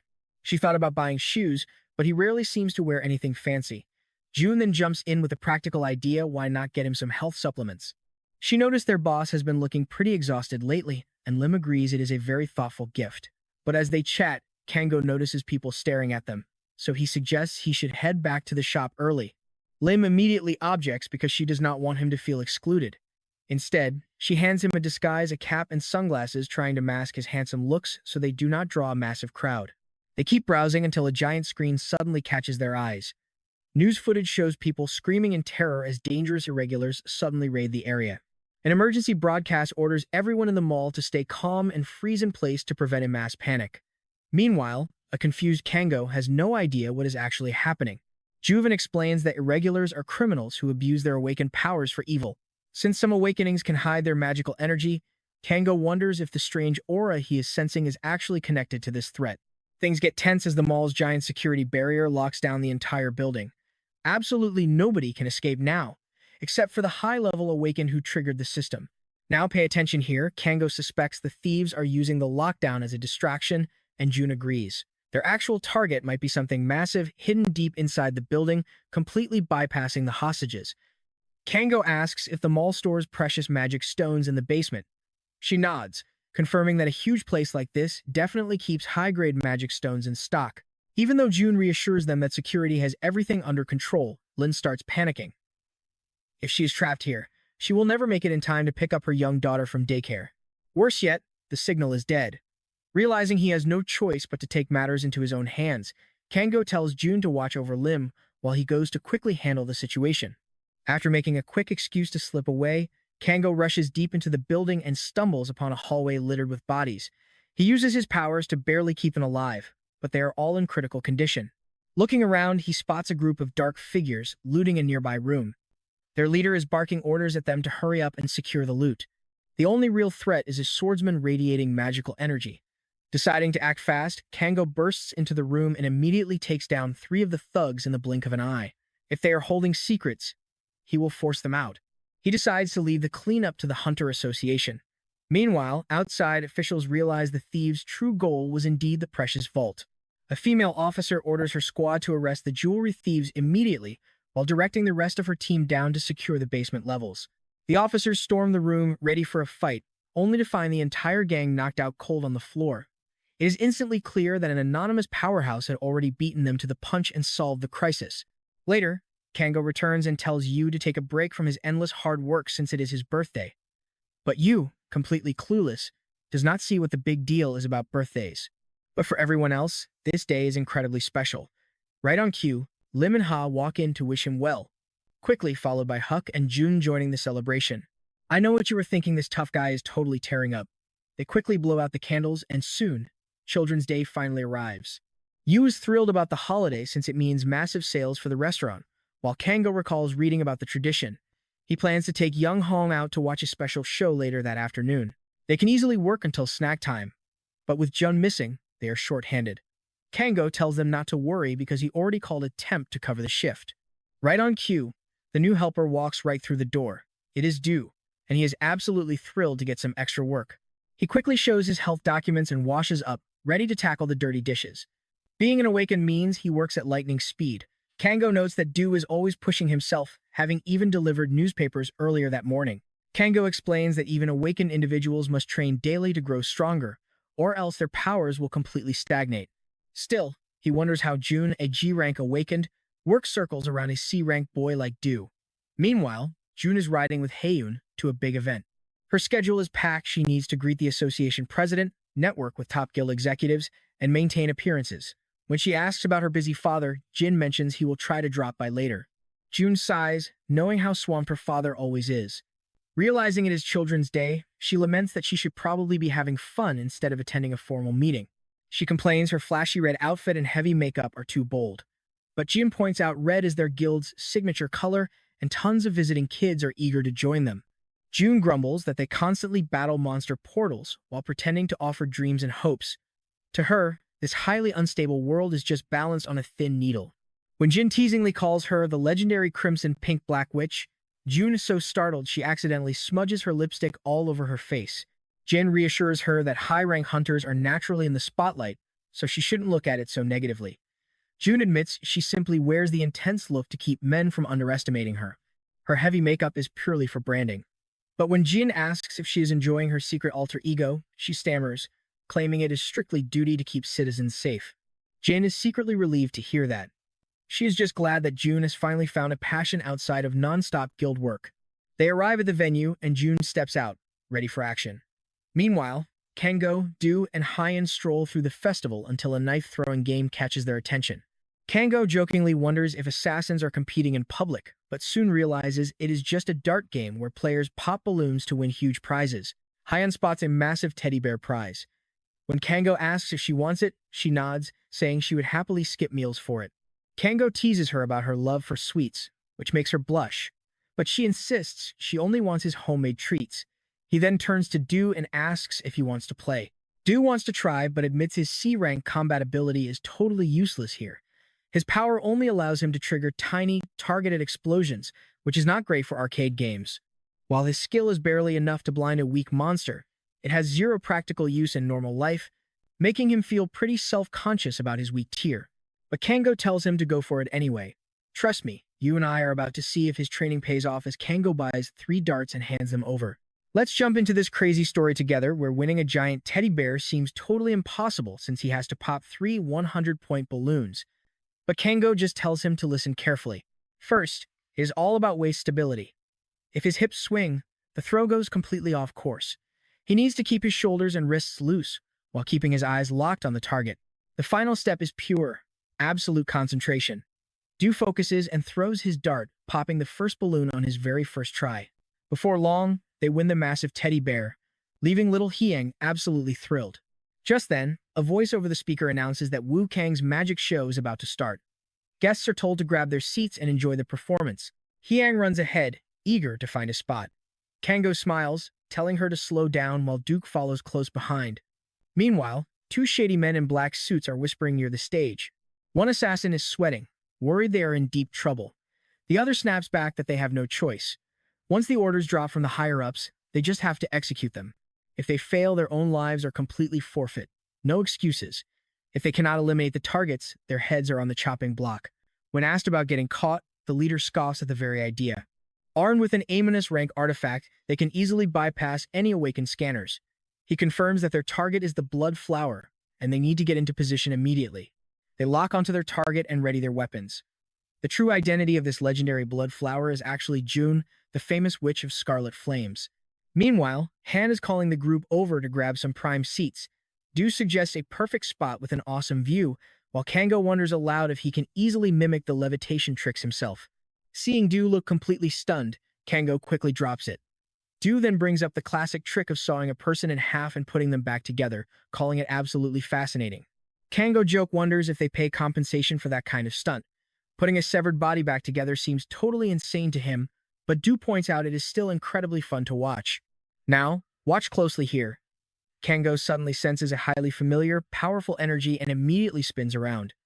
It is indeed June, sitting all the way up in the exclusive VIP section of the arena. Kango comments that she must be a massive VIP. Du immediately recognizes her as the famous Blackpink hunter, a figure everyone in South Korea knows as a highly renowned spy. Kango admits that if she is that famous, she must be an elite hunter.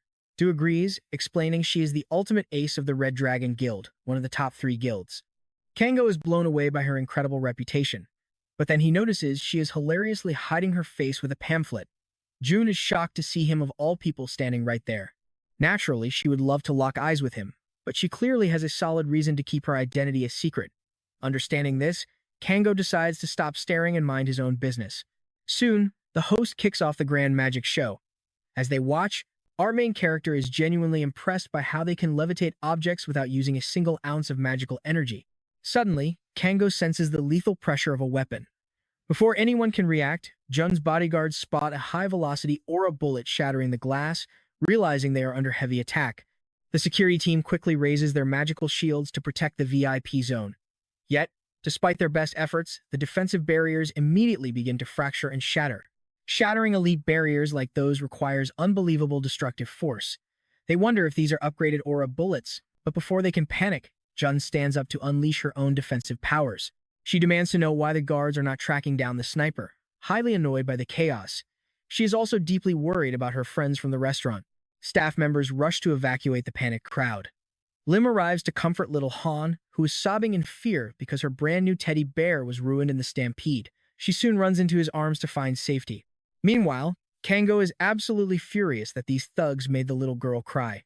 He plans to hunt down the culprits. He lies, saying he needs the restroom, and tells them to wait. Leaving them in a safe area, Kango slips away toward the sniper nest where the men in black are arguing. They are furious that they missed their shot at the targets.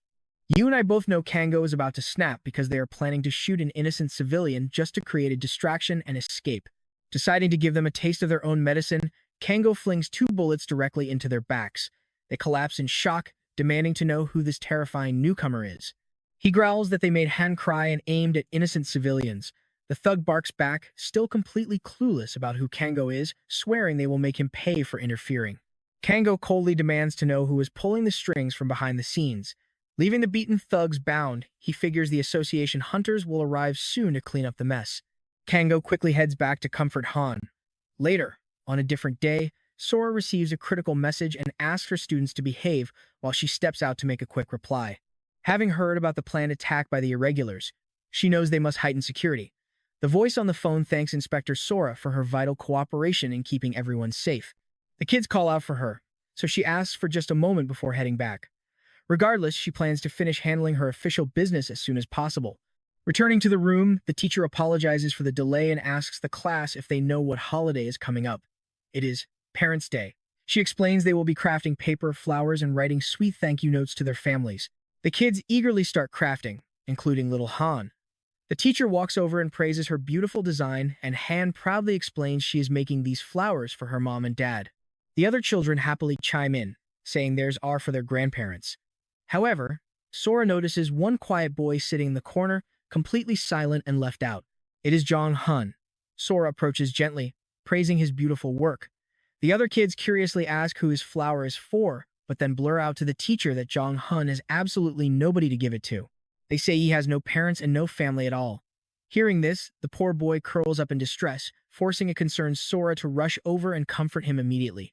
You should never say such hurtful things to a classmate. Suddenly, Hyang stands up, yelling at everyone for being so incredibly cruel. Just because someone has no parents does not mean you should bully them. The kids burst into tears after being scolded. But Hyang keeps reprimanding them, asking how they would feel in his shoes, and telling them they were being terrible to Jong Hun. Sora quickly steps in, gently reminding the class that they must sincerely apologize when they hurt someone. They all bow deeply, saying sorry to Jong Hun, who quietly replies that it is fine. Hyang approaches, telling him not to cry because they can finish making the crafts together. Jong Hun then decides he will give his flowers to his aunt, which Sora agrees is a wonderful idea that will make her happy. Meanwhile, June thinks of the guild master, Kim Heel, an A-class awakened magical swordsman from the chaotic era, who possesses the rare ability to wield both a blade and fire magic at once. He is a powerhouse legendary for his massive contributions in hunting down dangerous magical beasts. Walking to Hale's office, she admits that having such an intimidating figure as her leader makes her extremely anxious, but she is determined to do her best. Knocking gently on his door, June asks for permission to enter so she can walk him through his daily schedule. He immediately demands updates on the case. And that is where we leave it. But are they ready for the danger ahead? You and I will find out next time. Let's dive back in as Jin confirms they are investigating the suspect's capture at the Silver Tower. With zero progress made, Hatchil snaps, calling his subordinates completely and utterly useless. He wanted to know who had the guts to target his beloved daughter, demanding they find the culprit immediately. Jin calmly acknowledged his rage and handed him the restaurant file he had requested. Looking over the restaurant file, Hatchil recognized the owner instantly as Yusante. Jin confirmed it, explaining they had already dug up all the dirt on the chef. Jin explained that the man was a retired dungeon explorer with a solid background, who opened a restaurant using his elite culinary skills. Jin then asked how they should handle him. Hatchil hesitated, reflecting on his daughter's tragic past. Ever since her mother passed away, she lived only for vengeance, but now she was finally showing interest in something normal. He decided to leave the chef in peace, as they got along well anyway. Jin nodded, leaving the office. Once alone, the guild master opened his safe and pulled out a cherished paper rose. It was a lucky charm his daughter June had made for him when she was a little girl. Just holding it made all his heavy exhaustion vanish in a second. Hatchil prayed his daughter would find her true happiness again soon. Meanwhile, over at the restaurant, the delivery boy, Du, paid a surprise visit to Kangsu. Du was shocked to see Kangsu working so early. Kangsu chuckled, pointing out that Du was early too. Du smiled, crediting Kangsu's advice for helping him finish his newspaper deliveries in record time. Kangsu brushed it off, saying it was all due to Du's own hard work. But honestly, Kangsu felt a bit let down. After clinging to a normal life for so long, this was his reality. But Du insisted that Kangsu gave him the courage to chase his dreams. He had been feeling completely worthless, thinking a C rank like him could never achieve anything great. He never imagined a basic throwing technique would make newspaper delivery so easy. Kangsu just stood there, baffled by how this kid managed to extract such weird lessons from him. Du eagerly explained that mastering the dart throw had changed his life. Still, Kangsu found it bizarre. His firmly held belief that a C rank would always remain a C rank was completely falling apart. They discussed his rapid growth again, and Du argued it was just common sense. He said the odds of a second awakening were less than 0.0001%. Now watch closely. Even if Kangsu got a lucky reawakening, there was no guarantee his rank would jump. But Kangsu realized they had it all wrong.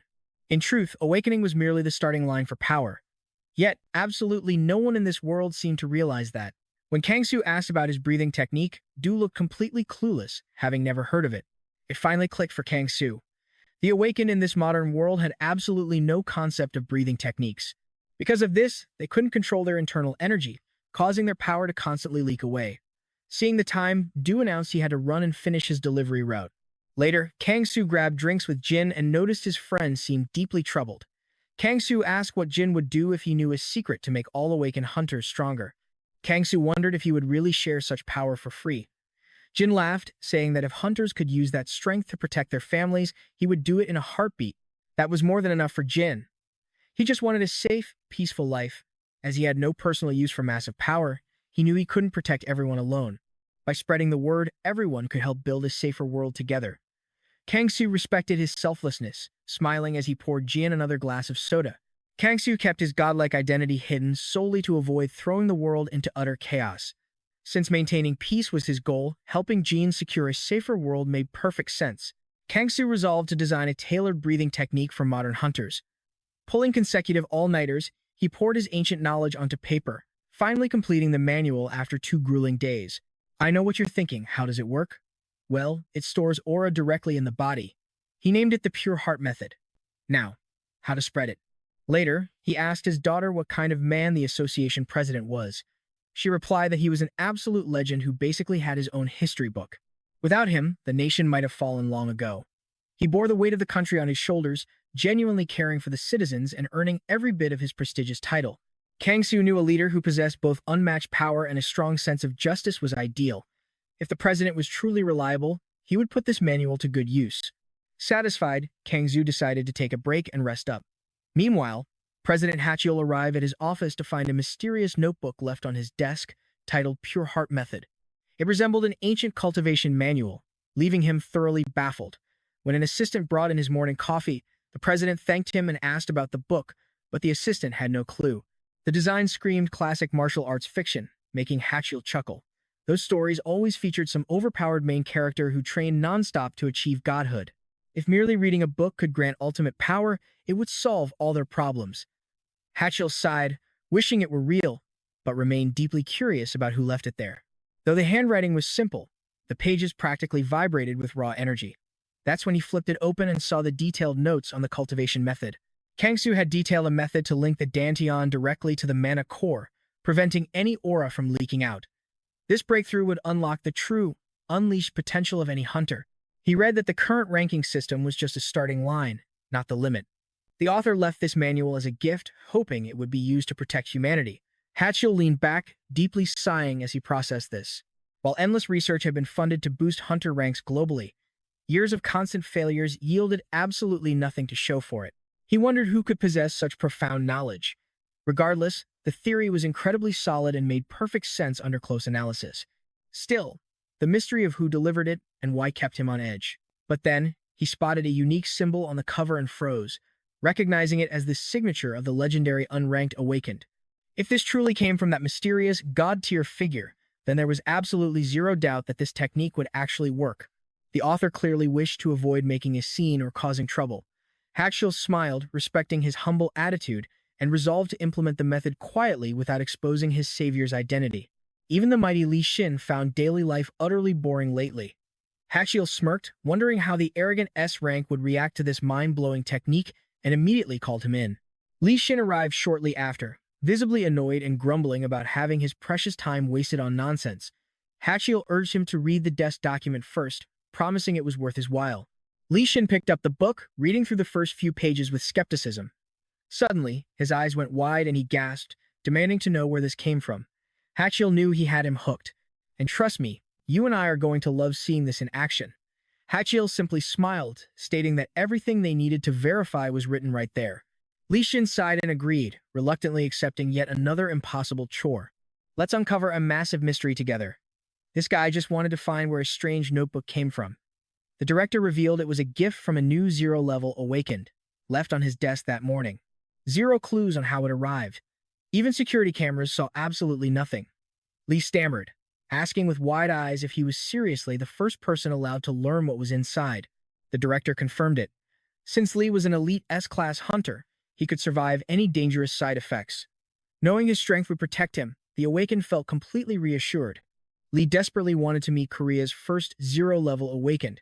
Walking outside, he sat down under the bright sky, quietly reflecting on how long it had been since he enjoyed a peaceful moment. Soaking in the warm sun, he remembered a time when a miraculous hero first appeared. Back then, everyone celebrated this savior who had arrived just in time. This legendary S-rank hunter was supposed to protect Korea forever after successfully shutting down a massive S-rank portal. But behind the cheers lay a dark, hidden truth. Too many of his closest comrades died in that battle. Haunted by the tragedy, he grew terrified of his own power. The harder he tried to control it, the more violent it became. Eventually, Lee ended up completely isolated.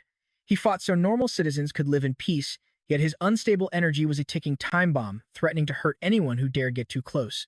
Suddenly, Lee doubled over, coughing violently. He could never let his guard down. One slip, and disaster would strike. For years, he secretly hated having this S-rank curse. But everything changed with the pure heart technique. Now, he could finally suppress his wild energy. With this, he might finally break through his limits and conquer the zero-level barrier. The mysterious zero-level teacher was a true savior. Just then, a food delivery guy rushed past. Lee froze, sensing a ridiculous speed ability radiating off the guy. Now pay attention to this guy. He was a blur. Lee barely tracked him. This delivery man had to be B rank or higher, yet here he was. He handed over sweet and sour pork, 3 noodle bowls, and spicy seafood soup. He even threw in free fried sides. Lee watched, mouth-watering, suddenly realizing he recognized the name of the restaurant. Since it was nearby, Lee decided to visit the shop. Meanwhile, back at the restaurant, Kango returned from his run and June handed him a cold glass of water to cool off. Suddenly, Kango paused. June asked if something tasted weird, but he shook his head. He had actually just sensed a monstrously powerful aura lingering right outside their door. It was the S-class man from earlier, radiating immense, crushing power. As Lee walked inside, Lim greeted him warmly, but Lee froze, instantly recognizing June and demanding to know what she was doing there. As Lim asked if they were acquainted, Lee stared in disbelief, panicking. June laughed nervously and yelled that this random guy was actually her brother. She claimed he just had one of those common faces. Quickly shifting gears, she offered to whip him up a meal. Confused but playing along, Lee smiled and agreed to order a bowl of noodles. Leaning in, June whispered a warning. Was he seriously walking around in public like this? If his energy went berserk, she could handle it, but innocent civilians would get caught in the crossfire. Lee assured her he was completely fine now, leaving her highly skeptical. He smiled, telling her she would see the proof during their next training session. With no other choice, she flashed an annoyed smile, playing the part of a normal bystander. She couldn't blow her cover here. Just then, Lim walked over, serving a piping hot bowl of noodles. Believing he was June's brother, Lim generously piled on an extra-large portion. Lee laughed nervously but dug in, his eyes widening as the rich, delicious flavor hit him. Though simple, these noodles tasted incredible. He couldn't remember the last time he enjoyed a normal meal like this. He honestly believed he would never experience this kind of simple happiness again. Suddenly, his emotions swelled and his power began to churn. Lee panicked. If he lost control of his feelings, his devastating S-class energy would leak out and destroy the entire restaurant. Yet, looking around, everything remained perfectly calm. June asked if he was done, leaving Lee completely baffled as to how his unstable energy had suddenly vanished. And I know what you're thinking. Did his energy leak? Well, Kango quietly suppressed Lee's aura with his own, saving him from a massive disaster. Still, Kango was impressed the guy learned the technique so fast. And since he knew June, this mysterious man was definitely someone extraordinary. A bit unpolished, yes, but he mastered the pure heart method. He had monstrous talent, likely an S rank. Still, June secretly hoped he would eat his fill and never return. Right then, Lee's phone buzzed. Keeping his voice low so no one could eavesdrop, he answered. The director was calling him in for an urgent, high-level meeting immediately. He bid June farewell, hoping to meet again soon. She agreed, but warned him to stay far away from the shop. Lee slipped out, praying his cover remained intact. Finding Kango standing right behind her, June stammered that he really was her brother. Kango just nodded along, keeping his thoughts to himself. Meanwhile, Lee rushed back to headquarters. The director asked if he had finally mastered the pure heart technique. Lee confirmed it, noting the incredible results. Yet, despite the success, a deep worry troubled the director. He admitted it started as a hunch, but now he was certain. If this volatile power leaked to the public, utter chaos would erupt. The director felt a cold chill reading the report. The potential side effects terrified him. Lee asked if the real danger lay in the mysterious creator's hidden motives. In truth, they both feared the exact same shadow, a figure commanding absolute respect, yet inspiring pure terror. It was none other than the legendary Zero-Level Awakened, whose true goals remained entirely unknown. Over at the office, Kim was sipping coffee when Manga approached. He teasingly reminded her to take actual breaks. Looking at her exhausted face, Mong knew his sister had been pulling late nights again. She explained that irregular monsters had been highly active lately. Mong agreed, noting he had recently heard rumors about a terrifying human bomb causing chaos once more. Kim sighed, explaining that managers were literally drowning in stress. Between high security demands and that failed assassination attempt, the pressure was unreal. She asked if her brother was also buried in work. Yet, here he was, bringing her a fresh cup of coffee. But his true motive? He wanted to see if she was free tomorrow. He had snagged tickets to an upcoming ballet show. Kim happily agreed, teasingly asking if he was only inviting her because his crush had turned him down. Laughing nervously, he kept quiet, while Kim insisted she would investigate his dating life soon. To ensure he wouldn't forget, they marked the 18th on the calendar as their official sibling date night. Mong quietly activated his healing magic, instantly washing away her exhaustion. Sensing her strength flood back, she smiled warmly and thanked him for the boost. By the next Tuesday, Yu's family had also gathered for the big ballet show. When she emerged glowing in her beautiful outfit, Yu and Kango showered her with heartfelt compliments. Lim teased that they all looked a bit too stiff in their fancy clothes. Everyone looked stunning, and they eagerly praised the star of the night. As danger looms, Lim jokes Kango will draw too much attention just by being attractive. And that's where we leave them. Trust me, we need to see what's next. All right, Yu and I are diving right back into Kango's story, where he and his group finally arrive at the grand venue for the ballet performance. But our main character instantly senses something off. This massive hall is drowning in a bizarre, heavy energy. For some crazy reason, it feels exactly like the dark aura of an active dungeon. Suddenly, Kango freezes. He feels eyes on him, and when he spins around, he finds June staring. She freezes right back, completely red-faced and embarrassed to see him looking so sharp in a clean suit. He recognizes her instantly, but hesitates to say hello. There is a strong chance those irregulars are targeting this venue, which would explain the weird spikes of magical energy in the air. Plus, stepping in means exposing himself as a level 0 awakened. There is really no point in getting dragged into trouble he knows nothing about yet. It is better to quietly investigate this solo. Meanwhile, up in the VIP section, a shady man laughs to himself, calling the crowd absolute fools. Little do they know that the show will be their last. An assistant steps up, offering a glass to his master, Lord Asod. The villain sneers, saying he is in the mood for something red, expensive, and high quality. He asks if the trap is set, and his lackeys confirm everything is ready. He proudly declares that once the second act begins with Clarara and the prince, the real party will finally kick off. With a wicked grin, Asodi draws his blade and teleports high above the stage. It is the absolute perfect spot to sit back and watch this entire concert hall blow to pieces. But as he turns, Kango is standing right there, asking what explosion he is talking about. The startled villain panics, demanding to know who this intruder is while trying to keep his cool. Now watch this, because our boy Kango does not play games. The villain starts boasting about his grand power, but Kango just walks up and lands a devastating punch right to his face. The bad guy flies backward like a rag doll, leaving his assistant completely speechless. Kango calmly tells him that acting like a gentleman in this chaotic world is pointless, telling him to stop being dramatic and get up already. Asod struggles to his feet, utterly shocked that a punch with zero full force behind it could rattle him this badly. He is furious that some random unknown guy just completely humiliated him in front of his subordinate.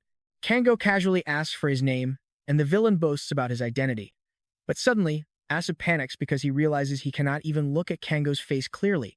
Kango shrugs, saying he does not care about his name, but demands to know what they are planning to do to the hall. The villain just sneers, calling him a reckless fool. The quaking assistant blabs that they have already planted a massive bomb near the main support pillars to crush all the human insects inside.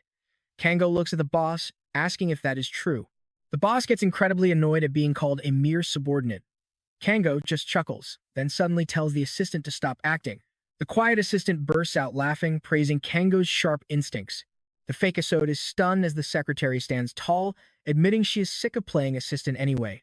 She decides it is time to leave, and suddenly shoves her bare hand straight through his chest. She mutters that using the name Asod was way too much for a weakling like him. Taking back her special sword, she casually lets his lifeless body drop to the cold floor.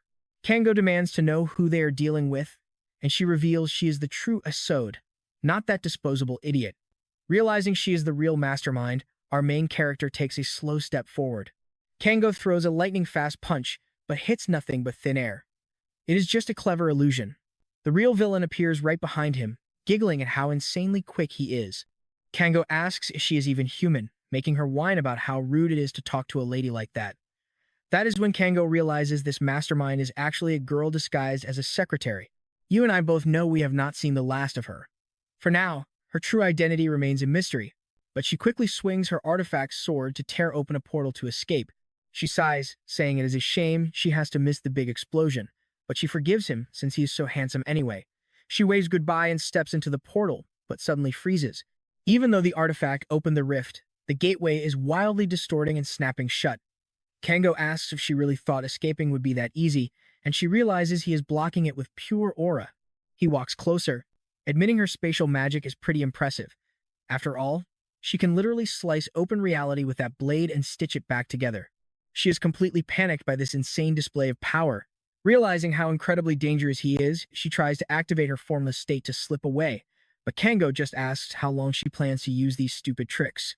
Kango unleashes a barrage of strikes, and she desperately scrambles to defend.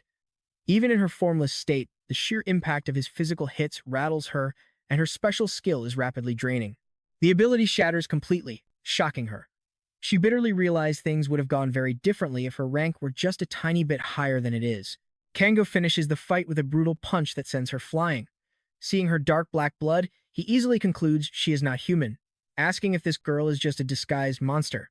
She realizes she is backed into a corner with absolutely no way to escape, wondering if she has to use her final, desperate option. Kango demands to know what she is, since her raw aura feels completely different from anything he has encountered before. She just chuckles, asking if he will spare her life if she talks. Kango asks if she is seriously about to beg for mercy, but she laughs, knowing that was never going to happen anyway. In a shocking twist, she suddenly raises her own blade and plunges it straight into her chest. He never expected her to commit suicide just to protect her organization's secrets. She chuckles through the pain, flashing a bloody smile. She bids him farewell, whispering that she hopes they never, ever cross paths again. Kango watches her dissolve into nothing, realizing he has never witnessed an escape skill like that. He should have restrained her before talking. Meanwhile, the dying boss laughs hysterically, screaming that he wants revenge for her betrayal. Kango demands to know the exact details of their plan.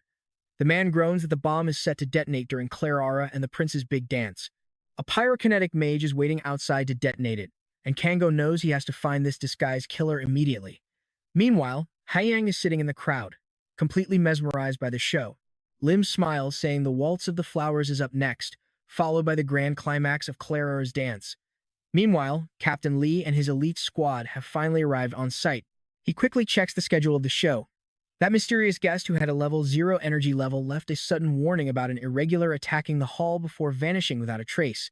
His partner admits there is no logical explanation for how that guy knew, but if he warned them, they have to take it seriously.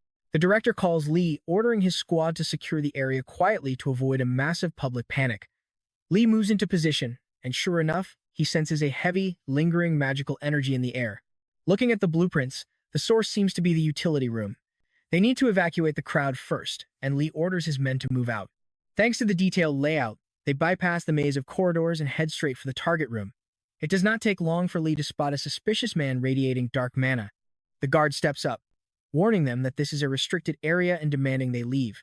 Lee does not even hesitate, blasting him back with a single, heavy strike.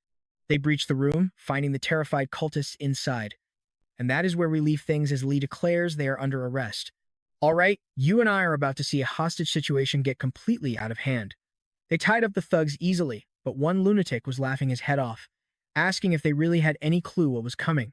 The creep asks if laughing is suddenly a crime. But Lee is not playing games and pressures him, demanding real answers immediately. That is when the guy drops a massive bombshell and explosive device is hidden right on the stage. This completely catches Lee off guard. It was right there in the crowd. They quickly sound the alarm, announcing an emergency and telling the panicked audience to evacuate immediately because dangerous irregulars had breached the venue. One father tightly clutches his daughter, rushing her to safety while desperately wondering where Kango went and if he was okay. Suddenly, a man screams from the crowd, drawing every eye right before a massive explosion rips through the hall, followed by several more. It was a rogue irregular using his terrifying ability to trigger multiple bombs simultaneously. Just when we think all hope is lost, watch who comes charging in. It is Kango. He checks on everyone, but more hostiles block the path. They do not plan on letting a single soul escape alive. The enemies block the exits, trapping everyone inside the blast zone. Out in the streets, backup cannot even break through to help. But then Lee bursts through, ordering the thugs to surrender since their accomplices had already been captured. The villains recognize him instantly, the legendary S-Class hunter who just arrived to save the day. But the bomber is not going down quietly. As a second-generation explosive user, he wants to drag Lee and everyone else to hell with him. Lee realizes they are in deep trouble. Containing an explosion this massive is impossible, and even if he takes the villain down right now, the activated magic would still detonate and wipe everyone out. But right then, he senses a familiar aura surging nearby. This mysterious energy wraps directly around the blast zones, containing the unstable forces before they can detonate. The strange energy snuffs out the danger completely, leaving the bomber absolutely frozen in pure disbelief. Realizing his plan failed, the lunatic decides to end his own life right then and there. Lee watches the villain self-destruct after burning through all his energy. He rushes over to see if the guy is alive, and his team confirms he is barely breathing but needs urgent medical care. Luckily, a healer from the Silver Tower arrives to stabilize the wounded.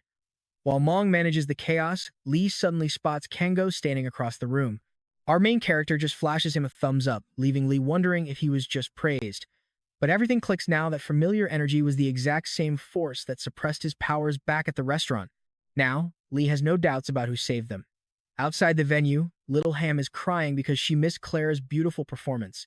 But then, the ballerina herself appears, smiling gently to comfort her.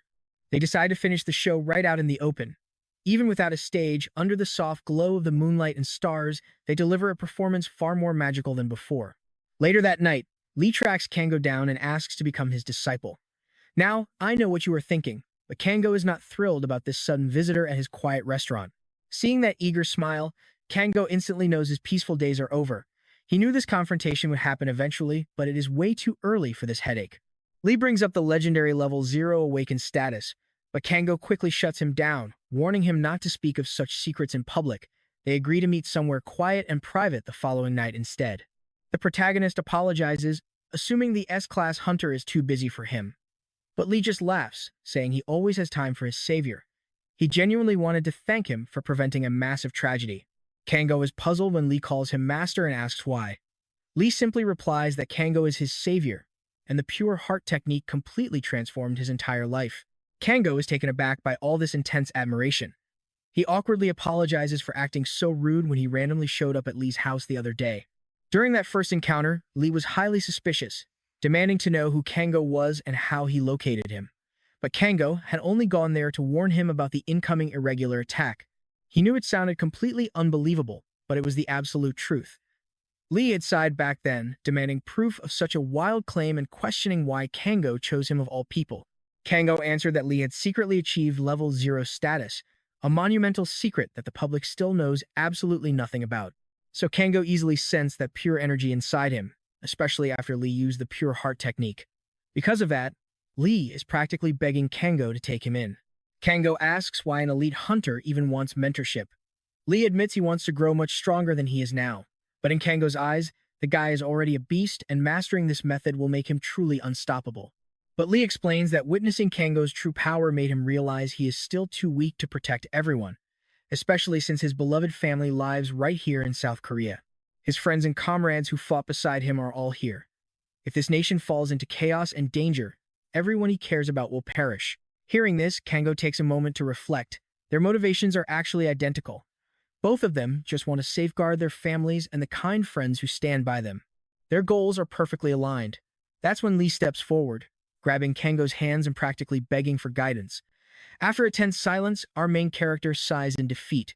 If Lee gets stronger quickly, Kango will not have to keep stepping in to clean up messes. He can stay retired, knowing an ultra-powerful disciple is out there keeping the entire world safe. Kango asks for his age, and Lee says they are basically peers. Kango chuckles, finding it hilarious that this top-tier hunter is actually 3 years younger than him yet begging to be his student. After weighing his options for a moment, the main character finally gives in and agrees to guide him. He suggests they act like brothers rather than formal master and student. Overjoyed, Lee bows deeply in gratitude, and Kango schedules their training sessions for Tuesdays and Thursdays every week. Lee eagerly accepts, and their training officially begins. Kango starts by teaching him advanced pure heart techniques. Lee is thrilled, realizing that having a proper mentor makes learning incredibly efficient. Lee asks what the next lesson entails. Kango mentions he knows Lee is a swordsman, but points out they have a major problem: he does not actually have a training sword handy. Lee smiles, saying he already has that covered. He instantly materializes a blade, showing off his prized sword, the Wind Lord. Our main character is genuinely impressed to see him pull a weapon right out of thin air. Lee explains that this is a spatial inventory, standard common knowledge for awakened hunters, though Kango was completely clueless about it. Kango had totally forgotten about this high-tech feature, probably because they are insanely expensive, but he admits it looks incredibly useful. Lee offers to gift him one, explaining that the pocket dimension is bound to a special tattoo. The storage size depends entirely on the user's magic capacity. When Kango asks about Lee's storage, the hunter boasts that his is massive. Once he reached level 0, it expanded to the scale of an entire building. Kango inspects the item, wondering if humans can actually go inside. Surprisingly, Lee confirms it is totally possible, since it functions as a pocket subspace. However, the duration you can survive inside depends on your personal power limit. Kango thanks him, promising to use it well. Trust me, you and I are going to love watching his epic training arc begin. Alright, you and I are about to watch Lee try to show off his sword skills here, but honestly, his flashy swings are totally useless in a real fight, so Kango tells him to just stop. Kango asks where he learned those moves, and Lee admits it's a basic technique taught at the Hunter Training Center. It's called the Mangam style, and apparently, almost everyone knows it. Kango admits the swordsmanship isn't terrible, but it's incredibly inefficient. He offers to teach him a much better version, and Lee immediately bows, eagerly begging to learn from the master.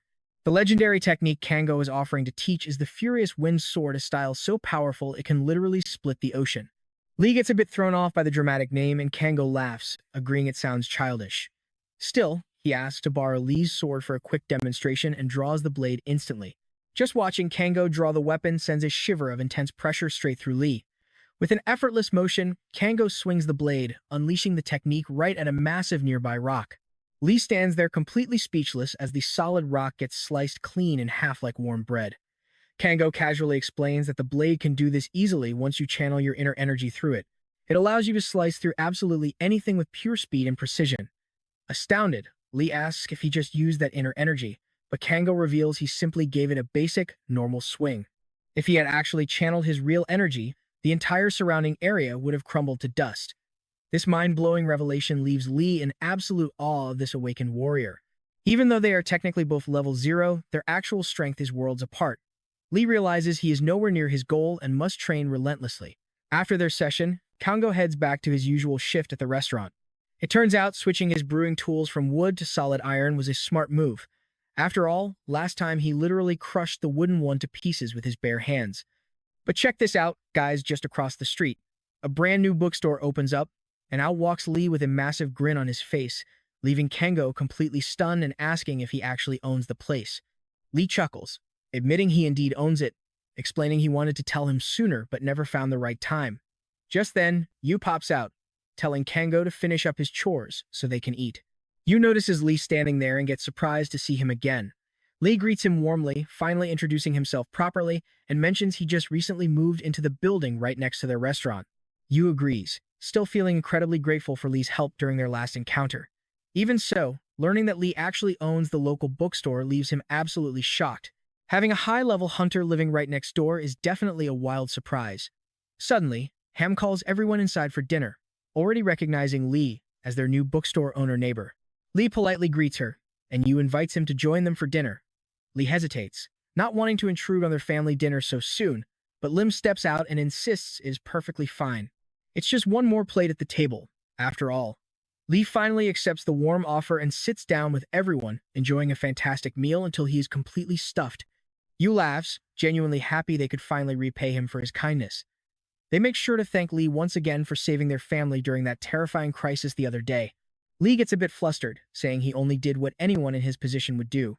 Shifting the subject, he asks Yu about Kango, noticing he is now calling him brother instead of his name. Kango casually explains that they just naturally grew closer the other day. Still, Yu wonders when they became so tight, admitting that even as a close friend, Kango's actions are always hard to predict. Lee then asks if Kango has registered his inventory stone yet, mentioning that Yu can easily help him set it up whenever he wants. Realizing he completely forgot, Kango asks how to do it. Lee explains it is a simple process where a special tattoo is placed on the arm. Kango can choose the exact spot and just needs to speak aloud to register the stone. The activation sequence begins immediately, bonding the inventory to his body. Following Lee's instructions, Kango watches the crest appear on his skin, ready to be opened with just a simple mental thought. Whenever he wants to pull an item out, he just has to visualize what is stored. A small rift opens up in space, allowing him to easily reach in and grab it. Now, did you know the owner can actually step inside their own pocket dimension? Kango decides to test this, shocked when Kurani gets pulled in with him, and has to explain where they ended up. Usually, an inventory is barely big enough to store a simple building. But looking around, Kango's pocket dimension feels dangerously massive. Kurani reassures him that no matter what he does in here, the outside world remains completely unaffected. This gets Kango thinking maybe he can take advantage of this perfectly quiet, isolated dimension to practice his martial arts. Running deeper into the void, Kango is amazed by just how endless this realm truly is. He decides to take a quick break today, taking his time to explore this massive territory. Kango eventually exits his pocket dimension, returning to the busy restaurant where Yu immediately asks if the space was as huge as they imagined. Kango admits it is so vast he cannot even measure it, comparing the scale to an entire city. This shocking revelation leaves everyone at the dinner table, including Lee, completely stunned. Since an inventory's size scales directly with the user's hidden power, they start to realize just how monstrously strong Kango actually is. Still, Kango complains that having all this massive, empty space feels kind of useless if he leaves it bare. Lee chimes in, suggesting that if Kango can acquire some control magic stones, he can easily customize and decorate the entire dimension.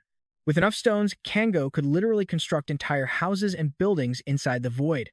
Intrigued, Kango asks if these stones come from magical beasts, which Lee quickly confirms. While only registered hunters can enter official portals, the remote Gangwon province is a wild zone. It is full of unregistered, wild magical beasts roaming free, which immediately sparks Kango's curiosity since they belong to nobody. Lee asks if he plans to hunt them down. Since these monsters exist outside the official gates, anyone can claim them, and Kango is determined to secure those stones to upgrade his empty dimension. Lee thinks it is a brilliant plan. Ever since he reached level 0 himself, he has been wanting to test his skills against those wild beasts, and having a powerhouse like Kango along makes him feel incredibly safe. Even though rumors say the beasts of Gangwon province are terrifyingly powerful, Kango does not feel even a single shred of fear about this upcoming hunt. If anything, he almost feels pity for the poor monsters. A few days later, little Haiyang tells her dad she wants to learn ballet, dreaming of spinning gracefully just like the dancers she saw. That live show definitely left a massive impression on her. Fortunately, Lim finishes her research and finds a highly rated dance academy nearby that is absolutely perfect for beginners. Yu agrees they should head over and schedule a trial class immediately. Hearing this, Haiyang gets incredibly excited, promising to work her absolute hardest to become a star. Inside the studio, young students are practicing hard to build their flexibility. The family arrives to meet the head instructor, Siri, introducing Haiyang as a prospective student who wants to watch a class. Siri smiles warmly at Haiyang, asking if she wants to put on a uniform and join the class right away. Siri then turns back to guide her students, correcting their form as they flow. As the lesson goes on, Siri is secretly amazed by how naturally gifted Haiyang is. Soon, the class wraps up and they thank the teacher for an amazing session. A man nearby asks if it was the girl's first time, and Siri smiles, confirming she's joining immediately and honestly. You and I both know she's going to absolutely crush it. Alright, you and I are diving into a story where a simple talent search turns into something way more dangerous. This scout claims his scouting ability, which usually ignores normal kids, practically went haywire the second he laid eyes on our main character's daughter, Hayoung. Siri is totally blown away. Her talent detecting skill literally pointed directly to the girl. The scout admits he has never felt an aura this overwhelming before, desperately asking if he can get her parents' contact information. She plays it cool, promising to ask the parents first. That is how Yu suddenly hears about his daughter becoming a child model. Lim agrees as she discusses the studio's offer with her husband. It turns out Siri's brother works in marketing at Eminence, and he is pushing hard for young Han to become their brand new face. This would get eyes on their new children's clothing line. Plus, this is not some cheap, one-time gig. They want to sign her to a proper contract. On top of that, they want her in the elite Eminence Academy. Yu is stunned because that place is reserved for top-tier talent. He never imagined his little girl walking down a runway. Clearly, young Han is turning heads everywhere. This is a massive, gold-plated opportunity, especially since she clearly inherited her mother's good genes, leaving Lim totally blushing at all the praise. Sometime later, two mysterious men meet up for a late-night drink. One tells the other to relax, pouring out a bottle of incredibly expensive wine he bought just for tonight. They kick back to enjoy the drink. The guest agrees with Lord Muling, But then Nibis gets asked a chilling question. Has he heard any updates on the whereabouts of Asod? Nibis instantly chokes on his wine, stammering that he knows nothing. He apologizes, mentioning it has been 50 days since Asod vanished from the shop. The Lord remarks that news travels as slowly as Asod himself. Since he ruined the plan, he was banished straight to the frozen winter. They did not even get to say goodbye. Hearing about this icy, living hell leaves Nibis absolutely paralyzed with fear. It is a brutal wasteland of endless frost, dropping to temperatures below -100 degrees. Muling then shifts focus, demanding to know if Nibas knows where Lord Cobalt is hiding. After losing the art hall to Asod, Cobalt completely vanished while complaining about his defeat. But Nibis definitely knows something, and he is shaking like a leaf trying to find an answer. How could a low-ranking guy like him know anything? The pressure mounts, and Nibis regrets even showing up tonight. While Muling relentlessly presses him for answers, Nibis can only panic in silent terror. The old man clearly knows Nibis set up Cobalt's hideout, but if Nibis spills the beans, Cobalt will hunt him down and tear him apart. He has to find a way out of this trap to survive. Nibis nervously asks if this can stay strictly between them. Once Muling promises to keep quiet, Nibis finally reveals the exact location where Cobalt is hiding. It is the office of the director of the Elements Modeling Academy. Now, watch this contrast. While Yu nervously begs his daughter not to panic, she is actually completely calm, unlike her sweating dad. They head deeper into the building, but suddenly Kangwoo freezes in his tracks. A mysterious man brushes past them, instantly triggering the main character's senses. What was that strange feeling? He senses lingering traces of dark magic, but the sinister aura does not seem to belong to that passing man. Just then, the director welcomes Yu's family, introducing himself as Choi Hong-woo. Han politely bows to greet Director Choi, making him smile. She is exactly as described, the absolute definition of pure elegance. Having natural grace is crucial for the high-end outfits she will be modeling. Yu lets out a nervous laugh at the high praise, and Choi agrees, stating that is exactly why he invited her parents. She is not just adorable, she carries herself with incredible poise. He invites them to follow him, offering a personal tour of the entire state-of-the-art academy. They walk as Choi explains the academy's prestigious history in detail. Yu thinks to himself that, as expected of a top-tier Korean facility, absolutely everything from the decor to the staff is top class. Mei Kangwoo tenses up as a heavy energy approaches. The man walking toward them is radiating a terrifying hidden pressure. The main character immediately sends an urgent message to Lee, apologizing for the sudden contact. Knowing Lee is busy, Kangwoo cuts to the chase, asking him to check if this modeling academy is harboring any dangerous irregulars.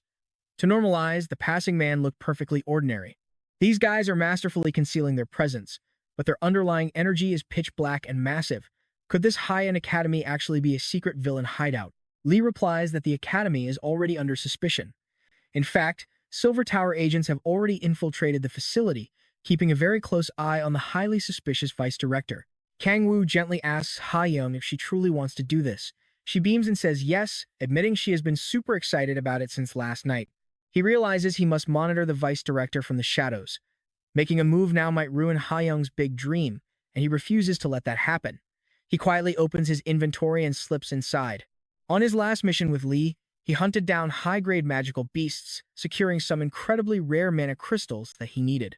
Because their energy is corrupted and dark, they need deep purification first. Kangwoo wonders if injecting his own pure mana will let him reshape the crystals into any structure he envisions. The main character crafts a test structure and is highly impressed. Thanks to the top-tier crystal, assembling complex magical designs is actually way easier than he anticipated. Let's pause for a second, because here is the real kicker.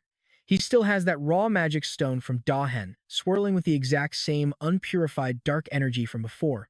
That demonic aura matches Asod's dark signature perfectly. Even more alarming, the energy coming from the Academy's vice director feels exactly like it. Asod could take a perfect human shape, but his pitch-black blood proved he was anything but human. It points to him being some kind of high-ranking humanoid demon, though Kangwoo feels like something is still off. Asod totally lacked the mindless, destructive instincts of normal demons. Maybe he was suppressing it perfectly, but calling him a mere human with high power felt completely wrong. His raw power is easily comparable to an S-rank awakened hunter. If things spiral out of control, Kangwoo will have to step in before the entire country descends into absolute chaos. Kangwoo keeps analyzing, though nothing is set in stone yet. Shaking off the thoughts, he exits his inventory just in time to hear Yu happily calling his name after wrapping up the contract. Thanks to Siri's brother, The deal is officially sealed. Kang Woo is relieved it worked out, asking if the terms are final. Yu nods, explaining they want Han at the big product launch next week. Kang Woo notes that things are moving incredibly fast. Yu agrees, revealing that the Academy expects her to attend the main rehearsals starting tomorrow. Kang Woo asks about the duration of the contract. Yu replies they requested a one-year exclusive deal, which actually works out much better for them when they think about it.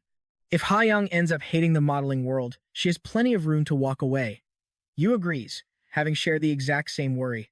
Since she's still so young, they will let her quit whenever she wants. This ensures her safety above all else. Yu's family sits down with the director, who is more than happy to finalize negotiations. While Han promises to do her absolute best, Kang Woo quietly observes. Suddenly, he picks up an arguing voice belonging to the shady vice director. He cannot see them, but two men are fiercely whispering. One of them angrily yells that he was promised the lead modeling gig. The model is absolutely furious about being replaced, while the vice director sighs helplessly against the director's orders. And trust me, you and I are about to see this powder keg explode next time. Someone might overhear them here, so let's follow them up to the rooftop. Kango couldn't stop worrying about Lee's warning. He'd sensed a dark presence similar to Asod's power. If their energy signatures matched up, it meant these guys were definitely working together as partners in crime. He dug into the Academy's history, but found no solid proof. Still, something felt incredibly off here. Several strange incidents have been happening around campus lately, raising major red flags. A wave of sudden suicides and deadly accidents had hit local models and agency staff members. Kango couldn't help but wonder why these tragedies were suddenly piling up out of nowhere. The police investigated but came up empty-handed. Even the elite Silver Tower had joined the case in secret. Now, Kango knew he had to shadow the vice director right up to that rooftop. Up there, the clueless model asks for instructions. The vice director just smiles, unleashing a horrifying pressure before suddenly grabbing the poor guy's head with brutal, crushing force. Laughing like a monster, he demands the model surrender his life energy. But just as things look hopeless, a sharp voice screams for him to stop, forcing the vice director to spin around. An agent from the Silver Tower commands him to freeze. She orders him to release the victim, declaring him under arrest for violating the sacred laws governing all awakened beings. He was caught red-handed using illegal powers to threaten a life. Seeing the agent, the vice director carelessly tosses the model aside, actually looking pleased by this sudden turn of events. A perfect chance to have some fun before finishing his meal. He strikes, but the woman guards herself and absorbs the impact. He is actually impressed she blocked his attack so easily. He hopes she can keep things entertaining. She lunges forward with a fierce strike, but he easily slips past her guard, vanishing from her sight like a ghost. Calling her way too slow, he teleports behind her. After landing a devastating blow to her back, the vice director grins. He expected a real challenge, but she is already reaching her limit. He prepares to deliver the final strike and end her life right there. But out of nowhere, someone blocks his fist. Shocked by this sudden interference, he demands to know who dared stop him. Kango arrives just in time, telling him to back away from the injured agent. Furious, the vice director charges at him, screaming to know his identity. But when his attack connects, Kango does not take a single scratch, leaving the villain completely stunned. Before he can process what happened, Kango and the woman completely vanish. Realizing he had been played so easily, the vice director erupts in pure rage. Kango quickly treats her bleeding wounds, warning her to stay put. She thanks him but insists she must stop the threat. He tells her to rest easy, he's going to handle this personally. Sensing their hidden presence, the vice director pinpoints their location. He is absolutely insulted that anyone would dare play such cheap parlor tricks right under his nose. Kango steps out, calmly stating he knows the man is not human. He challenges him to drop the mask. The vice director is shocked that a mere human recognized his true nature. He figures the Silver Tower's intelligence network is just that good. More than that, he feels a strange, suffocating pressure from Kango, realizing there is no longer any point in hiding his power. He promises to show our hero something truly special. Monstrous horns sprout from his head as he laughs maniacally. Declaring that Kango cannot be allowed to live after seeing this form, he charges forward with deadly intent. Ready to end this, Kango sighs and casually swats him away. Without even breaking a sweat, he sends the demon flying across the roof, crashing hard onto the concrete. The demon lies there in agonizing pain, unable to comprehend how he got wrecked so easily. He was supposed to be a supreme being, yet a mere human just swatted him like a bug. In absolute shock, he tells himself there must be some mistake. But as the dust settles, Kango notices a dark fluid pooling on the ground. The demon's blood is pitch black. Normal humans do not bleed black. Kango realizes this creature must have been draining and using human blood as a disguise, wearing a mortal shell to blend in with society. It was a literal demon parasitizing a human body. But the beast refuses to accept defeat, especially at the hands of a mere human whom he views as an inferior creature. Now pay attention, because this is where the battle gets real. His body erupts in a purple blaze of demonic fire, transforming him into a massive, wolf-like beast right before Kango's eyes to claim his true form. With his complete form active, he lunges to tear Kango apart from behind. But our main character casually stops the deadly charge by grabbing his giant claw. In a brutal display of strength, Kango twists the claw and tears the beast's arm clean off. High-speed attacks are nothing to him. If this demon wants to talk about speed, Kango will show him how it's done. With a single flash of movement, the demon is sent flying, smashing hard into the concrete wall. He is utterly shocked. Even in his final form, he couldn't even touch the protagonist. He realizes with dread that this must be the monster who defeated Isode. It makes no sense for such a powerhouse to exist here. Kango steps closer, demanding to know his true identity. If he is not human or a typical demon, he must belong to some specific faction. The wolf beast just sneers, proudly claiming he is a warrior who prefers death over talking. In response, Kango casually steps on his tail, ready to make him sing. Kango has no intention of granting him a quick death. Even the injured Silver Tower agent watches in absolute terror as our main character mercilessly beats the giant beast into submission. After taking a relentless beating, the beast's pride completely shatters. Desperate to stop the pain, he confesses that he belongs to a specific elite tribe of demons. They invaded this realm under strict orders to harvest the orbs of despair. When Kango demands an explanation, the demon reveals they are made of the raw spiritual energy humans emit upon death. When humans experience extreme terror and panic, their emotions are harvested and compressed. This concentrated negative energy forms the very orbs of despair that his tribe is hunting for. Those who harvest these souls are called collectors. You and I can see where this is going, and Kango finally connects all the dots. He still seems strangely proud of his rank. But when Kango asks how many innocent people he has slaughtered, the coward claims it is barely any compared to the other high-ranking officers. As Kango increases the pressure, the demon begs for mercy, claiming he was only following orders. He promises he won't hunt here anymore if Kango just spares his life this once. Kango finds his excuses utterly pathetic. Begging for mercy now won't save him. He should have thought about mercy before torturing and killing all those innocent victims. Kango decides to permanently seal his demonic energy so he can never harm another soul. He easily knocks him out, leaving the beaten creature for the association to handle. Before long, the beast shrinks back into his weak human vessel, looking pathetic in both forms. The injured Silver Tower agent slowly struggles to her feet to approach Kango. Kango warns her that moving around will only make her wounds bleed worse. She brushes it off, staring at him in awe before asking if he is the legendary level 0 awakened. After a brief pause, Kango admits that is his title. She is completely amazed, but he tells her to keep quiet, asking her to pretend she never saw him here tonight. She hesitates, feeling it is wrong to cover up his heroic deeds. But Kango is perfectly content living a quiet, peaceful life. He is tired of sacrificing himself. He just wants to protect those close to him. As we end here, her mind drifts to Lee, and you can bet things are about to get even crazier. Alright, you and I are about to look at a hero who chose to throw away his own normal life. He did it to protect people he did not even know. Sure, having a level 0 ally could help the association. But seeing Lee's rough life, she could not bring herself to recommend a path of such pure sacrifice, so she finally agreed. Kango had saved her life, so this was the least she could do. He apologized for making such a weird request, but she did not mind. That place was already overflowing with deep secrets anyway. She also wanted to thank him for everything he had done, for getting involved in so many dangerous situations just to save innocent people. She was truly grateful for all his secret deeds up until now. After all, Kango had saved countless lives on his own. He just replied that it was nothing, then prepared to leave. The protagonist suddenly vanished right before her eyes, literally fading into the wind. Now, it was time to clean up the rooftop and that terrible, unconscious beast. She quickly radioed her superiors that the crisis was over, requesting immediate medical and field team backup. They needed to secure the roof of the Elenance Modeling Academy. Later on, the vice director was absolutely furious after his arrest. Even with normal handcuffs on, his power was completely blocked, preventing any demon transformation. He could not comprehend what that guy had actually done to him to leave him so utterly helpless. If not for that monster's insane physical strength, things would have gone differently. Suddenly, the entire room plunged into darkness. When the lights flickered back on, a terrifying figure was standing right beside him. It was Mewling, casually mocking the pathetic view. The captive demon realized he had been incredibly careless, but swore he had not leaked anything to the humans.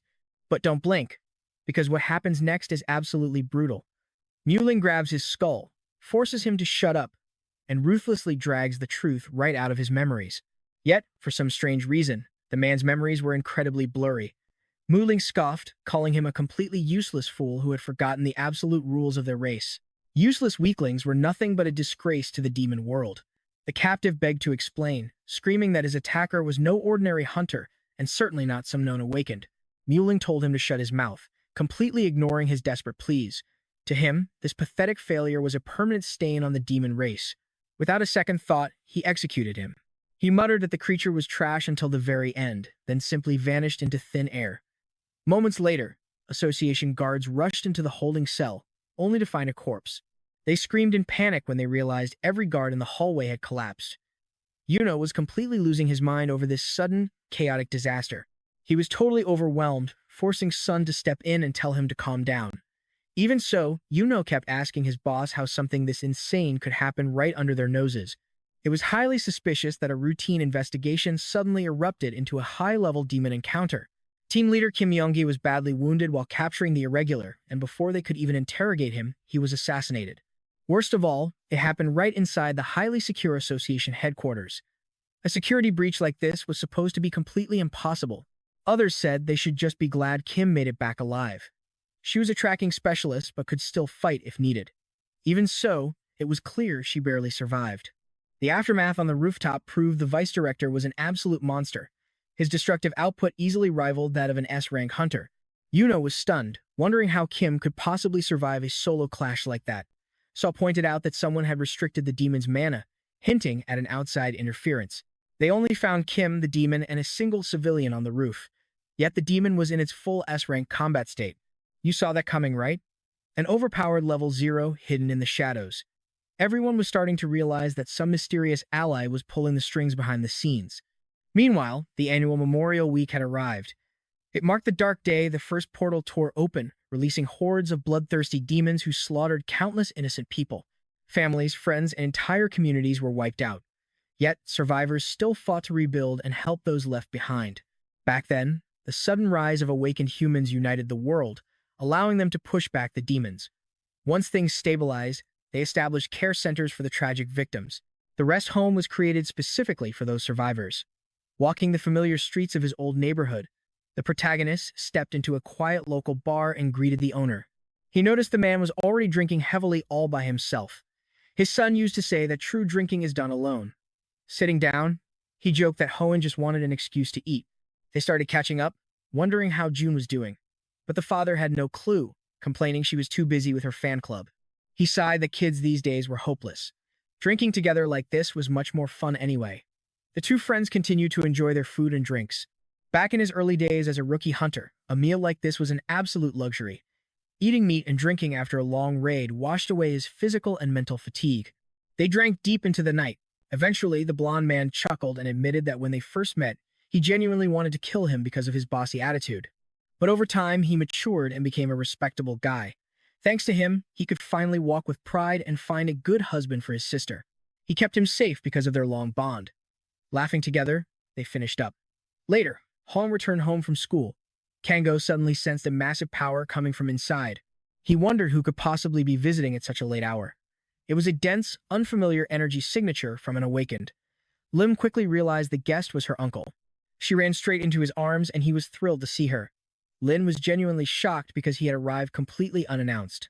He explained that he wanted to take some time off during the memorial period. If he had warned them, they would have worried too much. It was the perfect chance to visit his family and relax. Yu smiled, glad they could finally catch up. Then he introduced Kango as his friend and new co-worker. Kango greeted Lim Song-yu warmly, but Song-yu's instincts triggered immediately. This kid was definitely not some ordinary awakened. His aura was faint, yet incredibly pure. He did not seem dangerous at all, and Seong-yu actually felt an odd, comforting warmth around him. Snapping out of it, he asked when they were going to the rest home. Yu replied they were just waiting for Hun to arrive. Once she was here, they could head out together. Dressed in formal black, the group gathered. Yu complimented Hyen on how cute she looked, and with that, they all set off to pay their respects. Lim and Seong-yu went to pay respects to their parents, telling Haeyoung to greet her grandparents. Though a bit confused, she followed her mother's instructions, and they soon prepared to leave. Yu then pulled Seo aside to share some massive news. Though he could not reveal his source, he confirmed that the nightmare of Gangwon-do, Arachnik, had been completely eradicated. Seo stood shocked. Hunter Lee was involved, and you and I are definitely going to see the fallout of this next time. Alright, you and I are diving back into this crazy world where a massive secret just leaked. The giant spiders our heroes crushed were called Arachnik, and now our main character finally understood why everyone was so incredibly hyped. Hearing that Lee himself took them down made Sonu break down in tears. Knowing his parents' murderers were finally gone was too much to handle. Soon enough, it was time for the big fashion show. The whole family gathered to watch the kids walk the runway, and the second Haeyoung appeared, her dad went wild, taking hundreds of pictures. Even Kango had to admit she looked absolutely adorable out there. By the next morning, the entire kindergarten was buzzing with the news that Haeyoung was officially a real model. The other kids were so impressed, making her blush with all the compliments. Then a shy little boy walked up and handed her a handmade origami gift. Blushing furiously, he promised to always support her before running away. Later that night, the family gathered back at the restaurant, eyes glued to the television screen. Lim was throwing a total fit over a betrayal scene on screen, prompting the dad to ask Kango why she was taking it so seriously. Kango calmly explained the character's deep motivations, showing an insane understanding of human drama. He started rambling so passionately that the dad could only stare in absolute shock. It was wild how fast he learned, but Kango just thought the show was genuinely interesting. They were busy gossiping about the show when a sudden breaking news broadcast interrupted. To celebrate South Korea's new Level 0 awakened, the top ranker, the government was incredibly grateful for the honor, while Kango watched, genuinely impressed that such a massive event was actually happening. The dad agreed that having those legends together was insane, but Kango was still focused on the soap opera. Meanwhile, the show's writer got some stressful news. The director wanted to randomly throw in kids and bizarre new subplots. It made zero sense, and the writer was left completely baffled. To make matters worse, he just dumped the orders and hung up, leaving her absolutely furious. She vowed to make him pay once the season wrapped, promising to show him her true wrath. Her assistant desperately tried to calm her down before she lost it. Now pay attention, because the assistant actually had a genius plan jump 5 years ahead so they could introduce the main lead's adorable young daughter. The main writer worried the leap would feel too abrupt, but the assistant insisted it was brilliant because it would instantly hook the viewer's curiosity about the child's identity. Then, they could bring back the leading man at the perfect emotional climax, driving ratings through the roof right before the finale. Admitting her assistant was a total genius, the writer agreed to the plan. Now they just needed the perfect child star. Coincidentally, they stopped by the family restaurant, where June found them incredibly familiar. They ordered black bean noodles to refuel, while June kept racking her brain trying to place them. But as she took their order, the writer's phone rang with another annoying call from the director. She picked up, introducing herself as Lily Choi. It turned out they wanted a custom cake, and she reluctantly agreed to it. She assured her assistant it was fine, just a simple cake request, plus a recommendation for a new child actress. Hearing this, June's eyes went wide as she finally recognized the famous writer and her helper. Since their own guild owned the television network, they had crossed paths before during a major production press conference. The assistant doubted a kid model could actually act, but right then, Haeyoung ran in to see her mom, instantly capturing Lily's attention with her pure cuteness. Lily leaped to her feet, practically begging Lim to let her daughter star in the show. Soon, they were all on set, where the dad asked if she was excited. She nodded, though she confessed to being a bit nervous. He reassured her to speak up if it got too much, but Haeyoung confidently said she had this. Her bright confidence actually surprised Kango. Just then, the director called a quick break on the busy set. The dad tried to politely introduce himself, but the director walked right past him without a single glance. Everyone was stunned, though she coldly told them to follow her inside, leaving him utterly confused. Once inside, the director formally introduced herself as the person running the entire production. Going by Ok Go-wang, she made it clear she knew Haeyoung had absolutely zero acting experience. The dad admitted that was true, but assured her that his daughter was incredibly determined. You and I can clearly see this director wanted to reject her immediately. She believed no experience meant no talent, forgetting that everyone has to start somewhere. But Lily had threatened to strike and stop writing entirely if they didn't audition her.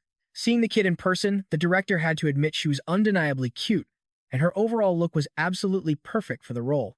She understood why the writer was so obsessed, but modeling and actual acting were two completely different beasts. A pretty face didn't mean she could act, and the director refused to let her life's work get ruined by some spoiled kid who thought acting was easy. She expected the pressure to make the poor girl burst into tears and flee the set. Offering a tense smile, she bluntly told them that show business was a brutal battleground. Suddenly, her phone rang. It was director Jin Moyang from the guild calling. Confused by the sudden call, she excused herself to answer it. When she picked up, the director asked what he wanted, only to hear him mention that he knew the child model, Yang, was currently on set. Cutting through her confusion, he got straight to the point. They had noticed the girl during her fashion runway debut and wanted to see her on screen as much as possible. She was stunned, but Jin told her not to worry, emphasizing that the guild had incredibly high expectations for her work. He hinted at funding her next project, and she knew that even with a hit show, she desperately needed powerful sponsors. Quickly changing her tune, she promised to maximize Hyang's screen time. As a sweet bonus, Jin even hinted at a fully paid vacation for the entire production crew once filming wrapped. They were offering an exclusive private resort owned by the legendary Red Dragon Guild itself, leaving her completely breathless as she stammered her thanks. But then came the warning. If Hyang or her family faced any trouble or discomfort on set, there would be severe consequences. Terrified, the director promised to make sure everything went perfectly. Hanging up, she let out a massive sigh of relief, realizing she almost made a fatal mistake with the entire guild. This little girl had direct backing from a high-ranking powerhouse in the Red Dragon Guild. Bad first impression or not, she had to treat this kid like royalty. She put on a fake smile, asking Hyang if she was ready to act. And trust me, you and I are going to love seeing her shine. Trust me, you and I are about to see this clever little girl completely blow everyone away. Ox just smiled, praising her perfect acting tone, but asked if she could at least read the script first. He told her to stay calm, saying she could have just made a normal request to guarantee a solid reward and a nice summer trip. But Hyang quickly started acting, shocking everyone by delivering her lines flawlessly. In the script, 5 years had passed, and the White Rose was walking in the park with her young daughter. The child was named Bile, and they walked hand in hand. When a man stopped to talk to them, Bile asked who he was. Her mother politely introduced him, calling him a close friend. But he was stunned to learn she was 5 years old. Kneeling down, he praised her, saying she was just as beautiful as her mother. Bile was shocked when the man suddenly burst into tears right in front of her, moved by how beautiful she was. Soon, Bile started crying too, because seeing him weep made her own heart ache with sadness. The emotional tears kept flowing until the director finally yelled cut. The cast praised Hyang, amazed that she could cry on command and deliver such a stellar performance. They could not believe she was just a beginner. For a kid, her talent was unreal. Even the director was weeping from sheer emotion. She had finally found the muse who would skyrocket her career. Meanwhile, Kang Woo kept working as a delivery guy, and his boss commented on how fast he always returned. She suggested he take it easy, but our hero replied that he hurried back in case another delivery was ready. She offered Kang Woo a drink to help him cool down. June smiled, thinking how amazing he was for finishing such a distant delivery so quickly. His skills were impressive even for an A-rank hunter, making June wonder why on earth he was ranked F. He seemed like an easy B rank, yet he chose to work as a simple delivery man. Now pay attention here, because right as we wonder why he chose this job, Kang Woo senses a very familiar energy approaching the restaurant. Someone stepped inside and June gasped. It was none other than the elites from the Silver Tower, who sat down to grab a bite. They began discussing Flamma, the dangerous new drug on the streets. They thought they had destroyed the distribution network during their last raid. But illegal substances are always in high demand for shady purposes. These forbidden drugs not only block physical pain entirely, but they also make users forget all their mental burdens and worries. They could even erase the fear of death, which was highly appealing now that demons were making life miserable for active hunters. Because of this, more people were turning to illicit methods. The temporary boost was incredible, but it only ever led to total ruin. Exploiting chaos for profit was unforgivable. Overhearing this, Kang Woo wondered about the strange aura radiating from the investigator's pocket. It felt exactly like the dark energy he detected at his previous delivery spots. Meanwhile, the sleepless team was completely exhausted. The man had come to eat but forgot the evidence sample in his rush. His partner was shocked that he actually brought a highly dangerous drug sample with him. He promised to retrieve it later, admitting his mind was a chaotic mess. Understanding the stress of the job, Kang Woo realized everything was connected. Jun suddenly called out, telling him a new delivery was ready. This was the perfect excuse for our hero to head out. Let's pause here because you and I both know something is up. As Kang Woo masked up, Kim felt an odd sense of recognition, but he vanished in a flash. While her partner stood there confused, Kim ran outside to catch Kangwoo. She directly asked if they had met recently on the roof of the Ilan headquarters. Realizing she knew his face, he smiled and lowered his mask. He calmly asked if she had something she wanted to say to him. She admitted she had a major favor to ask. The Silver Tower was struggling against powerful irregulars, and they desperately needed his monstrous strength to save lives. Countless people needed saving. She promised to guard his secret identity with her life if he would only agree to help them protect the innocent. Kangwoo fell silent. Keeping secrets could get messy, but he had been looking for a way to repay her help anyway. In exchange for keeping his secret, he agreed to assist. He gave her his contact info while June watched them closely from the restaurant window. She wondered why a simple delivery boy was having such a serious talk with a high-ranking official from the Silver Tower. Was he actually a secret agent? Meanwhile, Kangwoo told her he overheard their conversation earlier and had a solid lead on where the dealers were hiding. She was stunned.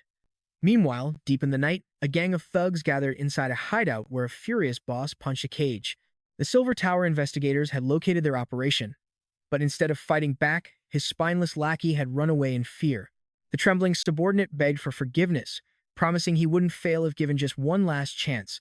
The boss was skeptical, but after another thug whispered an evil idea, he agreed. He offered the man a brand new mission. The relieved lackey thanked him, only to realize his new task was to become food for the horned beasts. Meanwhile, Kangwoo recalled sensing a dangerous substance inside the investigator's pocket, which was undoubtedly a sample of the illicit drug. He had delivered food to a place radiating that exact same dark aura. He was absolutely sure of it now. Tonight, he would handle this alone. Under the cover of night, the villain was greedily counting his cash. He was completely confident that his newly awakened beast control powers would soon make him the king of Asia.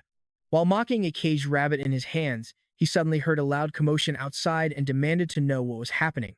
One thug went out to investigate. He found a delivery guy standing there, but before he could speak, a brutal punch sent him flying backward. The boss stood up, completely shocked. Kangwoo stood at the door, leaving everyone stunned. He calmly announced his food delivery, which only enraged the boss further. He ordered his men to tear the intruder apart. Unbothered, Kangwoo put his food down and stepped forward to shock them. He snapped a thick metal bar with his bare hands like a dry leaf. Tossing it aside, our hero instantly knocked out the first attacker. They all charge, but he wipes them out instantly. Trust me, you and I are going to love seeing this boss cry. Alright, you and I are jumping right into a wild fight where this boss thinks Kango is some elite assassin, but our main character just claims he is a simple delivery guy. Annoyed, the boss summons his giant magic wolves. The boss admits the kid has some guts standing there without any fear. Meanwhile, Kango calmly observes the situation and realizes this guy is actually a tamer who can control magical beasts. He brags that no one can handle all these monsters at once. Sure, they're only B-level beasts, but together, they have enough power to easily tear down an S-rank hunter. But instead of attacking, the deadly wolves suddenly flop on the ground like adorable puppies. The boss is completely speechless as Kango starts playing with them. Turns out, beasts instantly know who is real boss. They submit immediately to supreme power. Even with the boss's control magic, he cannot override the primal instincts of these creatures. Now, the terrified boss is left wondering what kind of monster Kango actually is. This kid must be an S rank or even higher. Feeling the pressure, Kango takes a step back, casually claiming he surrenders, but then brings up how many people are suffering from the boss's illegal drugs. Mentioning the drugs makes the boss burst into a nervous laugh. He plays dumb, asking what Kango is talking about, claiming he has never seen any drugs and is being framed for absolutely nothing. Now watch closely. Kango looks over at the pile of cash and notices the strong trace of drugs he sensed just a second ago has completely vanished. Searching for the source, he spots a tiny rabbit trembling inside a cage. But as Kango walks over to get a closer look, the boss panics and screams at him to stay away from the creature. Ignoring the warning, Kango gently lifts the shaking rabbit out of its cage. He wonders why this poor little thing is so terrified, but tells the creature not to worry because he is going to protect it. But instead of being grateful, the rabbit looks incredibly annoyed. Kango tries to understand what is wrong, realizing this tiny animal actually has a list of complaints about him. Confused, the boss demands to know what is going on. Kango tells him that while he might control beasts with raw magic, he made the mistake of never caring about their actual feelings. Suddenly, the rabbit glares upward, and a massive pile of heavy items crushes the boss.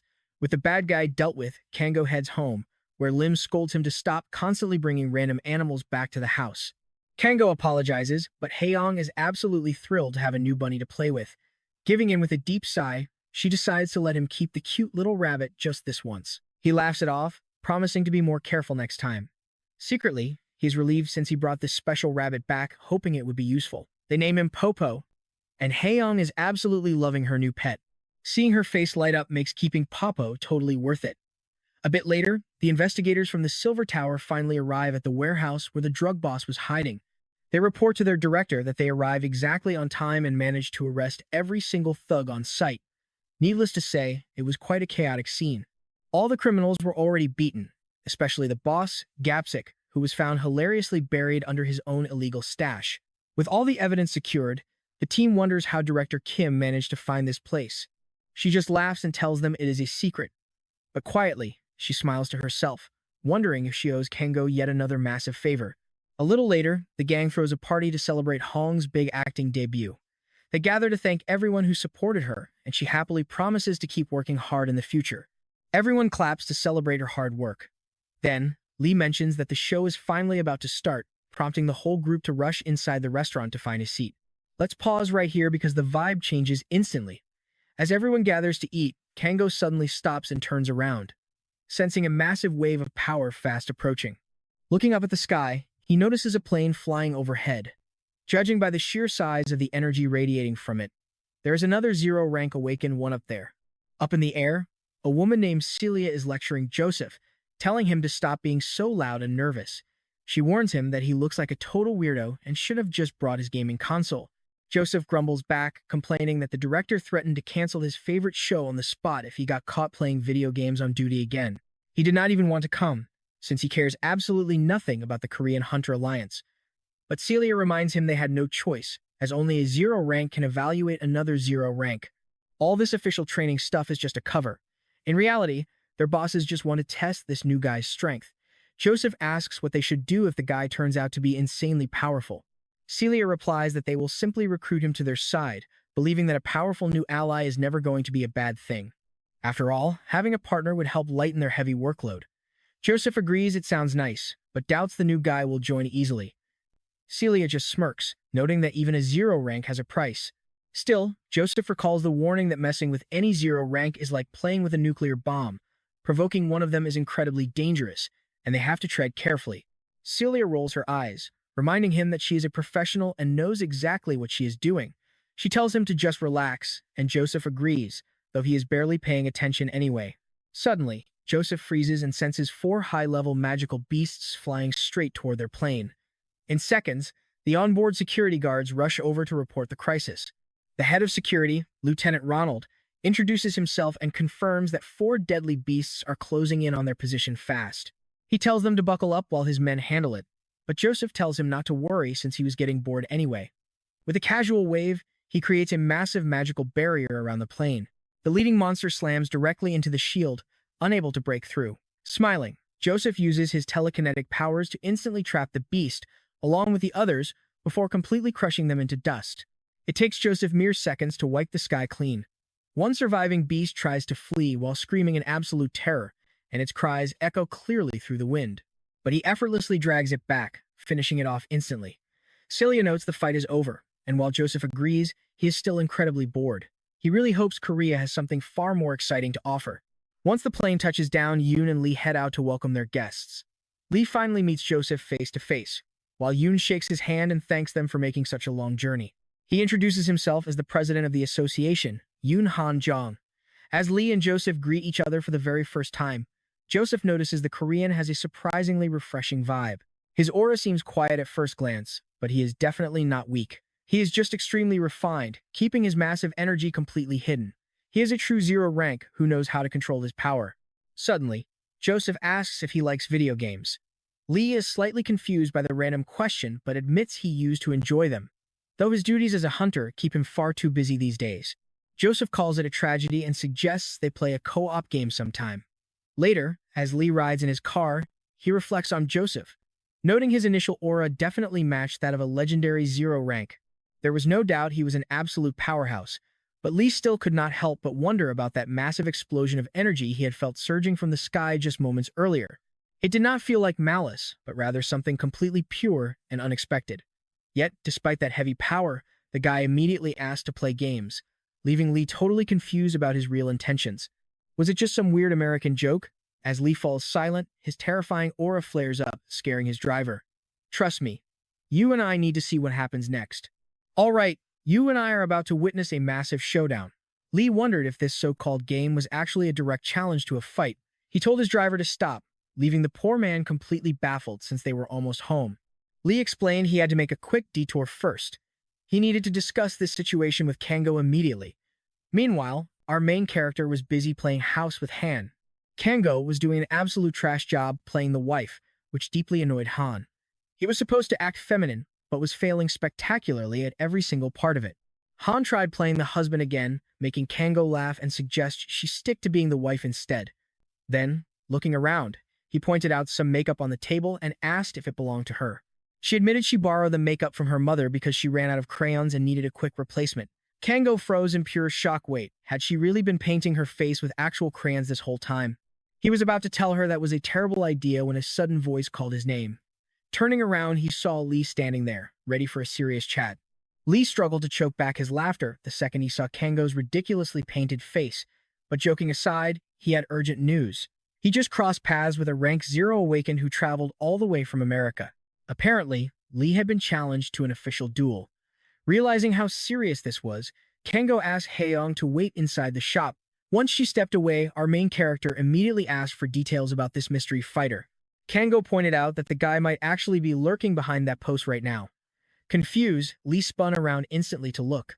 Sure enough, there was Joseph, grinning because he had been caught.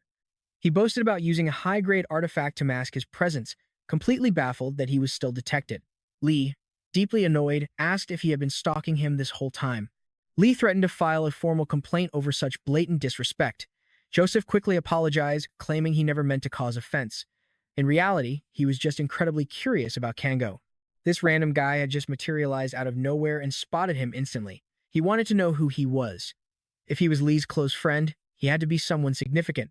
But taking a closer look, Kango honestly just looked like a total lunatic with that terrible crayon makeup on.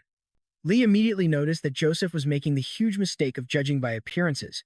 Now pay attention, because here is where the tension explodes. Snapping in irritation, Lee cut Joseph off. He accepted the match to settle it once and for all, wanting to end things right now. Kango warned Lee that picking useless fights was a bad idea, but Lee was too heated to listen. There was no way he was letting this arrogant guy slide. Still, Kango did not sense any real malice from Joseph. Besides, it was none of his business and he had no interest in wasting time. He simply suggested that if they must fight, they should do it in the land of death. The two powerhouses locked eyes before finally agreeing to the terms. Shortly after, they stood face to face in the barren land of death. Joseph noted that here, at least, they would not have to worry about civilian casualties, exactly why Lee had recommended this spot. But before they began, Lee had one burning question he needed answered. Why was he singled out for this duel in the first place? There were plenty of other incredibly strong awakens scattered across the city and the globe. Joseph admitted he had a strange obsession with games due to their absolute honesty. Unlike game characters who grow steadily, people born overpowered struggle to experience true growth. Yet, looking at Lee, he saw someone completely different. Lee had clearly evolved. Not only did he master his unstable abilities, but he turned them into something terrifyingly strong. In all of South Korea, nobody even came close to matching his raw power. Honestly, there had to be some hidden secret driving that insane growth rate. As Joseph spoke, Lee felt the man's overwhelming curiosity practically radiating outward as physical energy. Even so, there was no way he could expose Kango's secret. Seeing Lee remain silent, Joseph realized he wouldn't get a straight answer. Shrugging, he unleashed his telekinesis, ripping a massive boulder right out of the earth. Perfect. Once he crushed Lee, he would just pry the secret out of him. He hurled the massive projectile, officially kicking off the high-stakes duel. Let's pause for a second. Did you see that? With a single swing, Lee sliced the giant rock clean in half. He charged forward, but Joseph threw up a solid barrier that shocked him with its strength. Joseph smirked, hoping that blocking a simple charge wasn't the peak of Lee's capabilities. He immediately seized Lee with telekinetic force. Lee gasped in shock. He had never felt such suffocating pressure from an opponent's energy before. At this rate, he was going to get crushed to pieces. But within seconds, Lee unleashed a ferocious roar, shattering the telekinetic grip entirely. Joseph stared in utter disbelief. He broke his hold with a mere shout. What truly stunned him was that Lee's counter shockwave actually managed to push him back. It was brilliant. A genuine surprise to be forced on the defensive by nothing but raw, unleashed willpower. Joseph was absolutely right about Lee's terrifying potential. Meanwhile, back on the streets, Kango stared blankly at his phone with zero signal. It looked like those two were still going at it. He had strictly told Lee to return before dinner, especially since they were having cold noodles, a rare treat for a hot summer day. Kango was starving, and since he did the cooking, he knew it was delicious. He never realized high-grade cooking could taste this incredible. He needed to drag Lee back immediately, but suddenly, something caught Kango's attention. Nearby, terrified citizens began running as shockwaves rattled the barrier. People panicked, fearing a monster attack was underway. Kango let out an irritated sigh. Those two idiots were causing a scene and making things dangerous for everyone. Realizing they had taken things way too far, he decided to head over and put a stop to it. Meanwhile, in the wasteland, Joseph and Lee were catching their breath, neither willing to back down as they clashed again. Joseph was stunned. Lee's speed was actually increasing mid-battle. He constantly threw up his defenses as Lee unleashed a relentless barrage of attacks. It felt like the man had infinite stamina. Kango had been standing on the sidelines watching them for a while now. They were so lost in the heat of battle they didn't even notice him. He figured knocking them both cold was the fastest solution. Out of nowhere, Lee suddenly collapsed, leaving Joseph completely stunned. Before he could even process what happened, Kango materialized right behind him. He barely had time to turn around before his vision went black. When Joseph finally opened his eyes, he was lying in his own bed, disoriented. Celia asked if he was okay, but he remained completely on edge. He demanded to know how he ended up back in the dormitory. Honestly, Celia was wondering the exact same thing. He had simply been found passed out right in front of his door, completely covered in blood. He couldn't even remember what put him in such a terrible state. When Joseph admitted he had been fighting Lee, Celia gasped in shock. He actually had to push his powers to their absolute limit. He muttered that it was fine. They fought for ages, but the outcome remained a total blur. Suddenly, Joseph tried to sit up, causing Celia to panic and urge him to stay down and rest. He quickly apologized, insisting he had to leave immediately and would explain everything later. Celia could only watch in silence as he rushed out the door, having no clue where he was heading. For a split second, he had felt an unnatural, overwhelming presence during the duel. It was unbelievably massive. He kept wondering who on earth possessed that level of terrifying power. Arriving back at the battlefield, Joseph froze in shock. Suddenly, Lee materialized right next to him at their old dueling ground. But personal grudges aside, they both stared blankly at what lay ahead. Lee let out a heavy sigh as they surveyed the area. The entire ground was completely obliterated, leaving both of them standing there in absolute disbelief. And that's where we leave it. Trust me, they are in deep trouble. When Joseph asked who destroyed the field and lectured them, Lee simply replied that they had made our main character, Kango, furious. All right, you and I are diving right back in as Lee claps a hand over his mouth. But too late, Joseph already realized Kango is that crazy restaurant guy. Lee gets absolutely furious at the insult.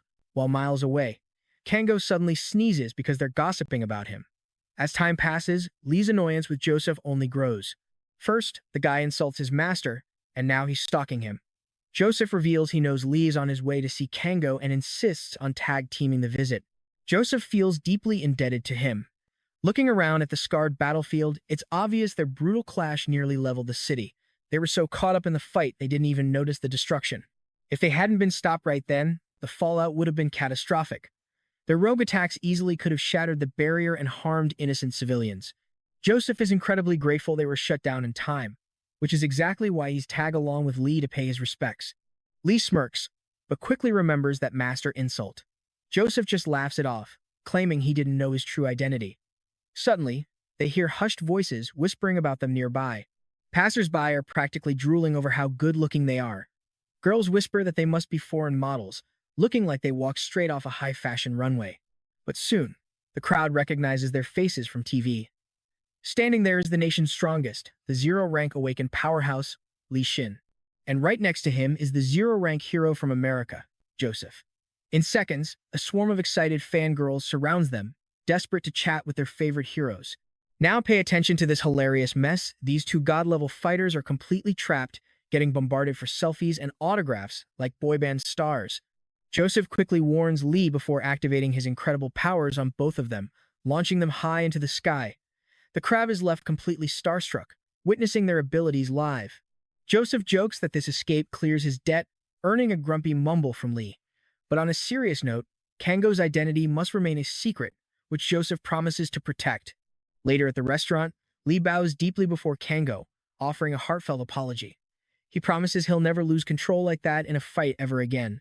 He also deeply thanks him for stepping in before things turn truly fatal. Our main character simply shrugs it off, saying there's no need for thanks because they're actually friends. Lee gets incredibly emotional hearing that.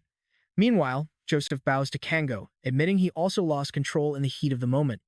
Kango then glares at Lee, who suddenly looks guilty.